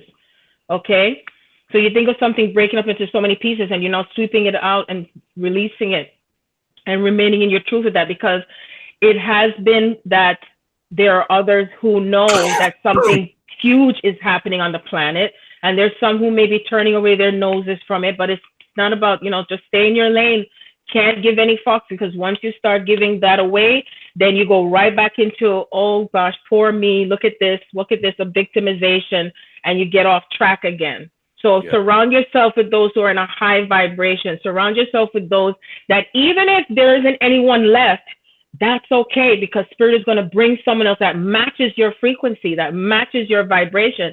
They may not necessarily be on the same path. Sometimes people who will be there for you may not necessarily be on the same path, because it's not about, oh, I just want to be around people who are on a twin soul path. No, or a sacred path. It's even those that you're integrating with that may be just into religion, or they may just be an atheist, or they may just be something different, because it's about bringing love together in all places and in many different ways. You see, because if you go into separation consciousness, then you're going right back into the illusion. You're going right back into the chaos and all of that. Okay. And so everything has existed to what has diminished the divine feminine. She mustn't speak up. And when I say divine feminine, that includes those who are in the male bodies. That also, we all have divine feminine energy. We all do. And think of how or what you can do to change something about yourself, because it'll raise your vibration. Your hairstyle, if you wear the same type of clothes all the time, whatever brings you joy, do it. Think about how many things that you've desired to do that you felt that that joy was taken from, because all of that plays a part in how you're giving rise to yourself. When you're making love, if you're not erected, you can't do nothing, right? So you're going to be in a space of lifting your vibration, right? And coming into that space that at some point you may trigger or open up your kundalini, which is necessary. That'll open up even more of what is in the deep root part of your pineal gland. That's going to activate more of yourself. And that means that you may be guided to leave from where you are. You may be guided to separate or leave from a particular relationship. Time to do that. Stay on that path. You see what I'm saying? Because the true essence of what we're here for is resurrecting ourselves, coming back from the dead. Everything else that has been dead, it can no longer serve its purpose. When Yeshua walked the planet, he saw the fig tree that no longer, he said it has to go. That's it. You're planting a new seed now, a new time. Am I right? So stay in love. Stay in love, honey bunch. Play music from the 60s, 70s, 80s. Stay in love. When you do that, whoo, man, that's right. Stay in love. Heart space. Stay in that heart space. Yes. I didn't realize that I could feel love like that. And then it started making me ask, is it possible? Like, now my goal is to feel that without needing to think of somebody or somebody else, and to just evoke it on my own. Because I didn't realize that I could even go that deep. And then it's like, well, why can't I? Yes, it goes deep. Yes, yes. And you know, having this piece is like, you know that something's going to come together with everything, right? But you're at peace if it doesn't happen with your twin, but you know it's going to happen. It's like you really let go on it on both ends. Like, you know, but you're not attached to it, and you're okay. You're at peace. See, when you know that you don't have anything with anyone that triggers you, what they say, and the drama stuff and the emotional stuff, and you're at a place where you really don't give a fuck. I mean, you really can't give it, seriously. And my kids can vouch for you. They know. They're like, damn, mommy. What kind of parent are you? No, I love my kids to life. But they know me. It's like, I just do whatever. It's like being in such a freedom. It's such a freedom. And you still can experience the joy and the love that comes from everyone around you. So see your twin in everyone. That even the ones that you may have to break away from because that time has served its purpose. They may come back, they may not. You see what I'm saying? But know that everything that comes within you and outside of you, that you're in gratitude for the universe or whatever name, because you don't get caught up in all the names. And there are names that, you know, hey, we've carried each name and all these things, because then what happens is, again, you get off track again, and then the focus is away from love and the focus is away from your path. And it's all these little tricks and stuff that come in. I call it tricks, and I say tricks are for kids.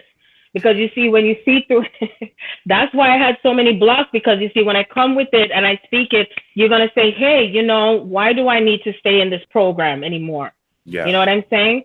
And you're going to ask yourself, am I taking the red pill or the blue pill? What are you choosing? You know what I mean? And even whatever you choose, Spirit is still going to bring you back on track again, right? Am I right?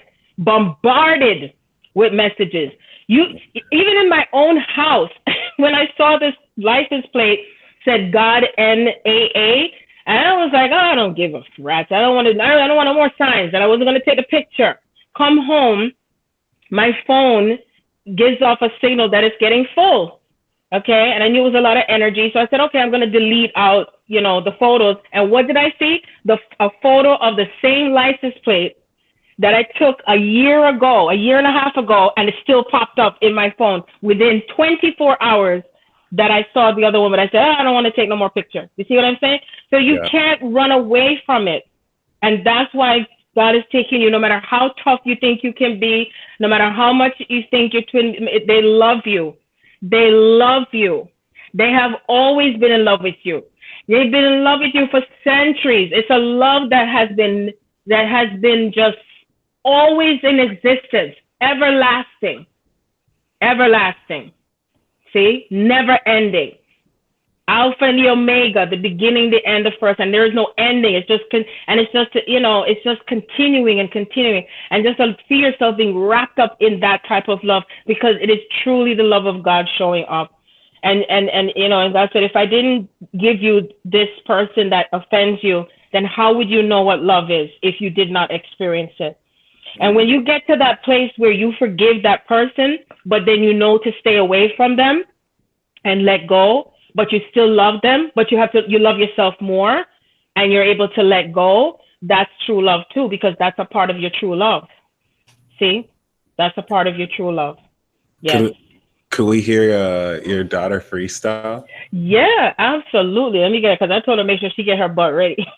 I'll be right back. Hold on. Cool. That's what's up. Charlize, you're on. So not only do we have an activation, we have a live freestyle performance by a master of consciousness, aka Virgo, which is awesome. Virgos go through possessed Libras, which come into artistry. So this is great to see live in real time. No, I'm gonna put time on you. How does that work? I'm gonna turn it on, I think. Can I turn it around? Yep. Can I turn it around, Mike? Yep. Yes, you can. Oh, I don't see it. How are you doing in selfie mode? No, I was trying to figure out how to turn it on you. That's what I was talking about. Okay, well, I guess then maybe you just have to stand in front of it and I'll play the music, because I'm the DJ too, you know. I'm the DJ too. I'm a hey man. I'm a hey man. All so right. She said that, come and introduce yourself. This is my mini me. Oh, hello. How you doing? Say greetings to Mike and greetings to the $1 million Vibe Tribe. Hello, $1 million Vibe Tribe. Greetings. $1 million Vibe Tribe. But still $1 million. That's right, my bad. Okay, $1 Trillion. Yeah, there we go. There we go. See. I know. So tell them about yourself. About myself? Oh, yeah. I'm a freestyle rapper and a regular rapper also. Like, I write lyrics, but I mostly freestyle. So that's and I also dance. You dance. You got that look too. You look like you're about to just murder the freestyle. Like, yeah, I'm gonna share my talent real quick. That's what's up. How old are you? I'm 15. Oh. And how long have you been rapping? I've been rapping since I was 9. Oh. Tell them your YouTube and your my YouTube is Sunchild. You know, it's very hard for everyone to pronounce that name for some reason. They say Could you spell it? Sunchild or San. He said to spell it's it. S-A-N child. S-A-N child. I'm gonna put it in the description box below. Okay. And your YouTube. Tell them no, that is the name of my YouTube. Oh, then you Instagram them. My Instagram is charlize.green. Charlize. How do you spell Charlize? Like the actress? Charlize Theron? C-H-A-R-L-I-Z-E. Yeah. Awesome. .green. Okay. And is your YouTube channel with the pineapple? Yeah. Yeah. Awesome. And tell them why you named yourself Sandchild, because I asked her that. It's not Sand. I'm tired. Why I keep saying it? It's San and she's really Virgo, Mike. Yes, she is. She gets so technical all the time. God. Okay, so basically, San in Japanese is 3, and I was born in 2003, so I'm 3 child. San child. That's right. You're gonna be an amazing artist. You already are, but it's nice that we got to see you before you're mega famous and super like busy. We got. I'm I love the confidence. It's amazing. You don't know what it took to get her to that place, but anyway. I always had confidence. What are you talking about? Is it working? All right, rock and roll. Can I always use like Do whatever you want to do. Ready? So do I actually need this mic? You don't have to. It's up to you. Start again. She wanted to do 21 Savage for him. Yeah, because you know he's really going through it right now. Yeah. Sad. Hey, hey, hey,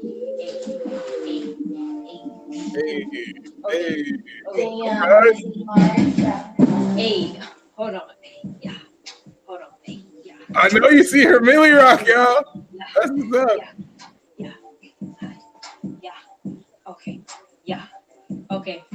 Always knew someday I'd be somebody. So I work on you like a tsunami. Always trying to master my craft like origami. So but my bars are not for copy. Hit your chest just like it's chronic. Sorry man, but it's just like tonic. Ain't it really quite ironic? Hit him like the plague, ain't no bubonic. Oh my god, I feel like I'm moving over the seas, coast to coast. Can you not see that I'm about to blow up and you can't even believe? Oh my god, I feel like a G. Oh my god, I feel like Charlize. That's cause I am what I am. Oh snap, bring it back, bam, bam, bam, bam. Oh my god, always knew that I could blow up on the spot. Hey, I keep on rolling and rolling like a roller coaster. They trying to pull up on me. Do I know you? No, I don't. We ain't homies. You already know how it go. Hey, don't step on my toes. No, you already know I'm about to go back up. Don't even act up. Let me put my swag up. I don't want to do that. No. You know that it ain't for show. Yes, it's freestyle. Yes, I'm wildin'. Yes, I'm stylish. What's my name? My name's Sunchild. It is the greatest. Please don't hate on me. I just made it. You talking about how I'm just fading. I'm about to bring it up. And don't even try to take away my style. Don't talk smack on my name. Don't talk smack on my game. You already know what I do. I'm gonna put your ass to shame. Don't ever try to pull up on me. I'm singing with the two vocals. Call me Michael Blue Blade. You already know. If I say his name right, I don't really care because I ain't gonna put myself in check. You already know what's next. Don't even come up to me. Better watch out. Oh my god, honestly, I'm rapping on the beat like the youngest prodigy. Might as well be running through the room and scare him like it's Monsters Inc. I don't gotta think about it. You already know I'm at the brink. Hey, rocking the city, release pretty. Oh my god, you think you see me? I'm about to blow up on the scene like it's movie. Call me Bruce Lee. Oh my god, it's Fist of Fury. You so curious about why I'm doing this. I'm too mysterious, immaculate. I'm too amazing. It's so magical. I cannot understand it. I don't even got to go hand it. I'm gonna hand it back to you. I'm gonna throw it up in the air like a lob. Bring it back. Watch me groove. Bring it around like SpongeBob. Like yeah. Okay. Hit it with the smooth moves. Hit it with the smooth moves. Don't mess with me. I'm in my groove. Okay, I know you see it. Okay, I know you see it. Blow up. Hey, pull up like smooth museums.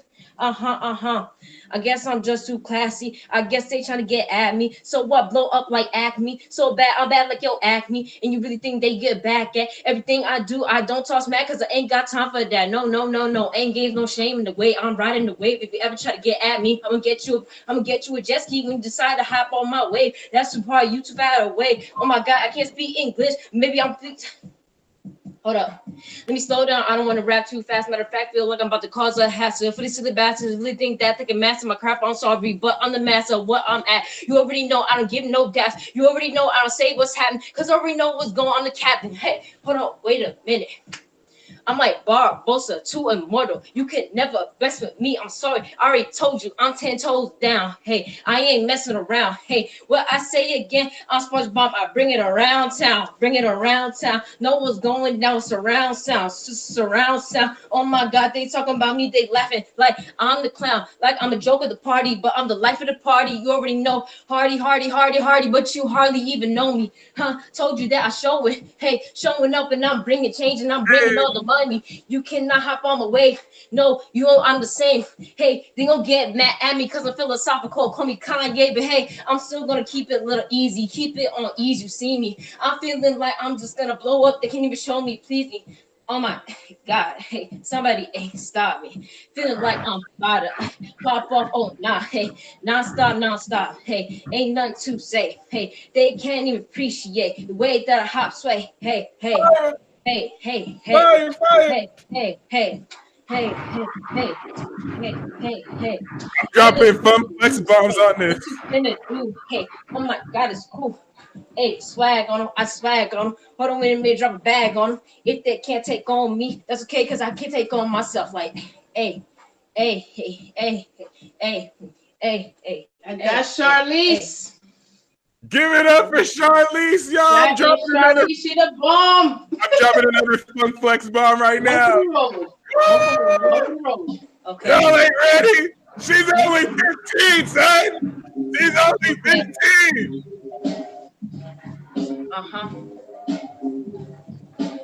Master flex night. Hey. Okay, let's go.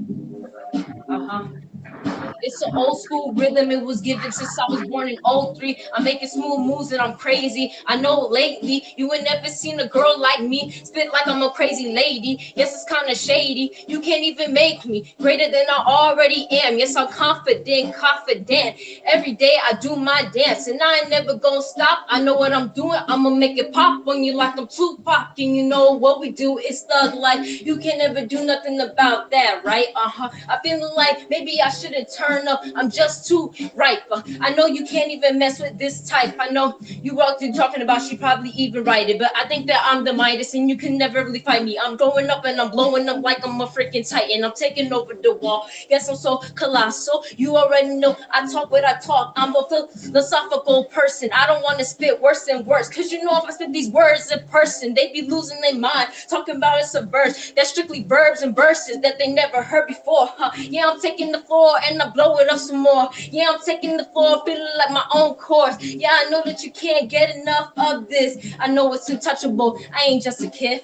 I'm living it. Old school track and we bringing it back. Hey, old school track and we bringing it back.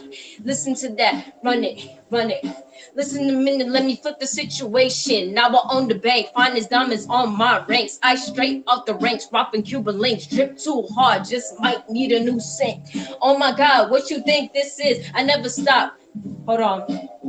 Watch it drop, hey, yeah, we rocking with the Fugees, new moves, too smooth for them, they just clueless. Oh my God, walk through with the swag on them. Okay, well we finna bag on them. So you talking all that crap, talking about I'm just too, just dust. Matter of fact, you pressing, you discussing me. No discussion, you already know. Hitting with percussion with the 808s. I'm far away. I'm feeling like what I say again. I feel like Kanye. Too far away, way. Come on, man. Hop off me now. Hey, hop off me now. Yay! Woo! Charlize did the bomb. Yo, I look have She's like a headache. Fire. Drop that bomb on him. Drop that bomb. See, she dropped bombs too. You see? Yeah.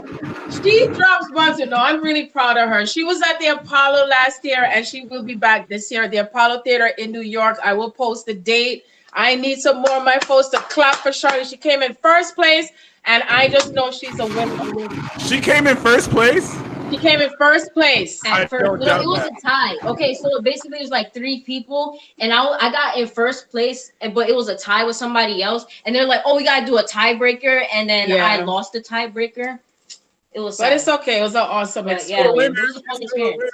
You're still the winner. It's all good. Still the winner. That's right. That's facts. And let's just be clear, like I, as a fellow freestyling. Yes, Mike freestyles too, bro. For real, you'll be freestyling with Mike. It took me like a couple years to get to the point where you're at right now. So all respect to you. Like it's not easy to freestyle off the top. But you know, it's really your higher self that's bringing in the lyrics and the knowledge that comes with it. Feels like. And the first chapter of the book, it was actually Tupac Shakur that I was channeling, because I do channel a lot of artists that have come to me with messages, and truly we're awakening through hip hop. Okay, Ding, ding, ding. Another bomb drop again. When I lived in Orange, New Jersey, I used to live down the street from Naughty by Nature and Lauryn Hill. So it's wow. No coincidence. That's right. You're a Jersey. You're a Jersey man. In Jersey, yeah. Wow. East Coast. So, I mean, this is brought back a lot of memories. Once again, I want to reiterate, like, freestyling is not easy. I started freestyling with my friends who kind of got me into it like 21, 22. And like, I was not really, didn't have trust in myself. Now I'm like 28 and I can do a solid flow freestyle like I know, channel higher vibes all the time. And Charlize will teach you the Millie Rock. Right? I really rock too. He been trying to get that Millie Rock going up for a long time. But you know what? It's all good. It's all good. So to see you do this at 15, exactly, practice. To see you doing this at 15, so inspiring. She just comes with it, and it's just awesome. It's like she just spits it, and she didn't memorize it. This is her in her form. Memory. I honestly have the worst memory. I could never remember everything. You tell me something right now, I might forget it. It's amazing. That's so awesome. So I mean, thank you all so much. This is the great. He said, "Thank you, Mike, for allowing me to rap." Yeah, likewise, and thank you for sharing your gifts once again. And did you feel the shift in that vibration? Also, we shifted over to something else. The music and the vibration of the hip hop. Really, yeah.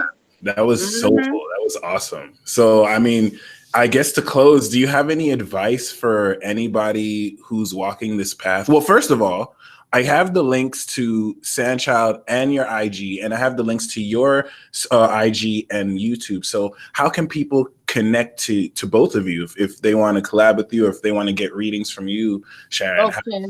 Okay. To get readings from me, you could send me an email at thegardenofeden1111@gmail.com. And my website is www.thereturnofthegardenofeden.com. And you can also send me a message on Facebook. I'm on Facebook as Sharon Andrea. I also have a Facebook page, Sharon Andrea, The Return of the Garden of Eden. And I also have a Patreon of Sharon Andrea, where those are more segments, to do with, because whenever I do my readings or segments, it has to do with what I'm collecting with myself, with what I'm going through and others that's going on currently in the energies. So just know that. So that's how you could get in touch with me. I'm also on Instagram at @1_love_Sharon. I do put some of Charlize's videos on the Instagram TV, and she's on her own Instagram as well. And she also is an artist where she draws also. She's a very great artist because, when you awaken to yourself, all the gifts come in. Because my son Brandon, he has a meme page. What is it called? TK's intern, and he's been on the World Star Hip Hop, and it's really crass. But I allow my kids to be who they are. You know what I'm saying? Yeah. So and just so you know, here's a. You remember when Iron Man, when he was told not to reveal who he is, and he was given the script. And all he said was, "I am Iron Man." So Charlize is actually the reincarnation of Anaxadamun, and Brandon is the reincarnation of King Tutankhamun. So all of that was revealed. So the whole family dynamic of gifts is coming forth. And all of us were together in that time with such divine gifts. And this is for you to step into your path and not be afraid to say who you are and be who you are. True. Okay. Because it becomes magnetic and it becomes powerful. And my greatest vision is to see everyone coming together in their true divine sacred love, which includes your gifts and your passion, because you're not supposed to be working just to make money. You're supposed to be, I don't say suppose, you choose to be, you can choose to be in joy with what you love to do. You know what I'm saying? And this is it. The book is not published yet, but I did have someone reach out to me that they're interested, because the book is I'm up to over 1,600 recordings, and I still have more to record. It's going to be more like a series, what Spirit showed me, which it makes sense, like Harry Potter, because it's so much information. It's a lot of data. But just know that the segments on my YouTube, if you go all the way back to 2015, I have a lot of information that is in the book because it's all going in the book. Everything that I record is going in the book, and you will hear supernatural stuff and just feel inspired. And, you know, I feel even more inspired. I'm inspired, you know, like when I say that one of the best ways to know how much you're connecting to yourself and that you're really releasing more of your fears, look at yourself in the mirror. And who do you see? Record yourselves. Record yourself. And if you feel that you can record yourself, because I did that with Sharon, I said, go back and look at yourself. Don't be afraid to review yourself. And if you don't like what you see, then change it. And you're doing it for you. You're not doing it for anyone else but you. And it empowers you. But you could go back and listen to yourself and look at yourself and say, wow, look at me. Look at how bright and powerful I am, because you embrace your gifts. So if you feel that you're on that path where you're already moving things around your room telekinetically, and you're already getting all these activations from, you know, things coming through to you, whether you're driving. I've had information come to me even while I'm driving, Mike. Okay. And just a lot of supernatural stuff, including visitations and stuff, and not being in fear of it, because it's all that fear and dogma is what has slowed things down for us not to be in gifts, and why the vibration and the frequency went down so low. And you said that your email is the return of the Garden of Eden? No, the Garden of Eden 1111 at gmail.com. The website is the return. The website is www.thereturnofthegardenofeden.com. Beautiful. And what do you call it? What was I saying? Oh, the Patreon is Sharon Andrea. Yes, and also February 16th, I'm going to be doing a live meeting and session, whatever, to talk and all that stuff and offer some readings in New Jersey, in Teaneck, New Jersey. So if you're in the New York, New Jersey area or Connecticut, or if you want to travel, you know, I'll be there in person. It's going to be on the 17th from 11:30 a.m. to 4 or 5 p.m. So I will be announcing it somewhere on my Facebook page and Instagram, because I don't remember where it's located. I don't see your Patreon though. Pardon me? I don't see your Patreon. Yeah, you have to type in search for Sharon Andrea. Everything is Sharon Andrea, or search for the Return of the Garden of Eden. It should be.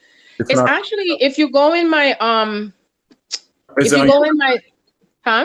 on your website, the Patreon? It's not on my website, but it's definitely in the all of my YouTube segments. Oh, nice. When you go in the description, it should be there. Awesome. And you'll be able to see it. Yeah. That's good. That's good. Wow, this was amazing. This is nothing short of. Yeah, I know we didn't get to do the any mini readings. I apologize.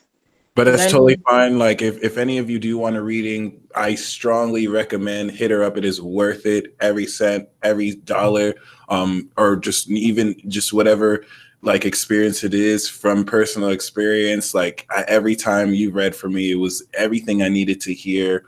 In fact, I still want to talk to you a little bit after this broadcast. That's fine. And I feel, Mike, you said you're going to be hooking me up to be a part of your team anyway. So yes. So I haven't made an announcement about this, but Mystical Illuminations is a thing. I just made the YouTube channel the other day where we'll all be able to upload videos there as a group, and I'm going to be accepting readers and personalities, and Sharon is definitely I wanted to be surprised, but Sharon is definitely gonna be one of the first people that I have a part of the team. So I'm so excited. So excited. I'm excited too. And just to know that, you know, especially for those of you that are on this path, be mindful of who you go to for readings, that they're also on that path, because this is not about just anyone just reading your energy. And sometimes people will go to people for readings and they're projecting their own personal experiences, and then you might just take it in. So just be conscious of that, because I've made that mistake myself when I was trying to figure out what was going on.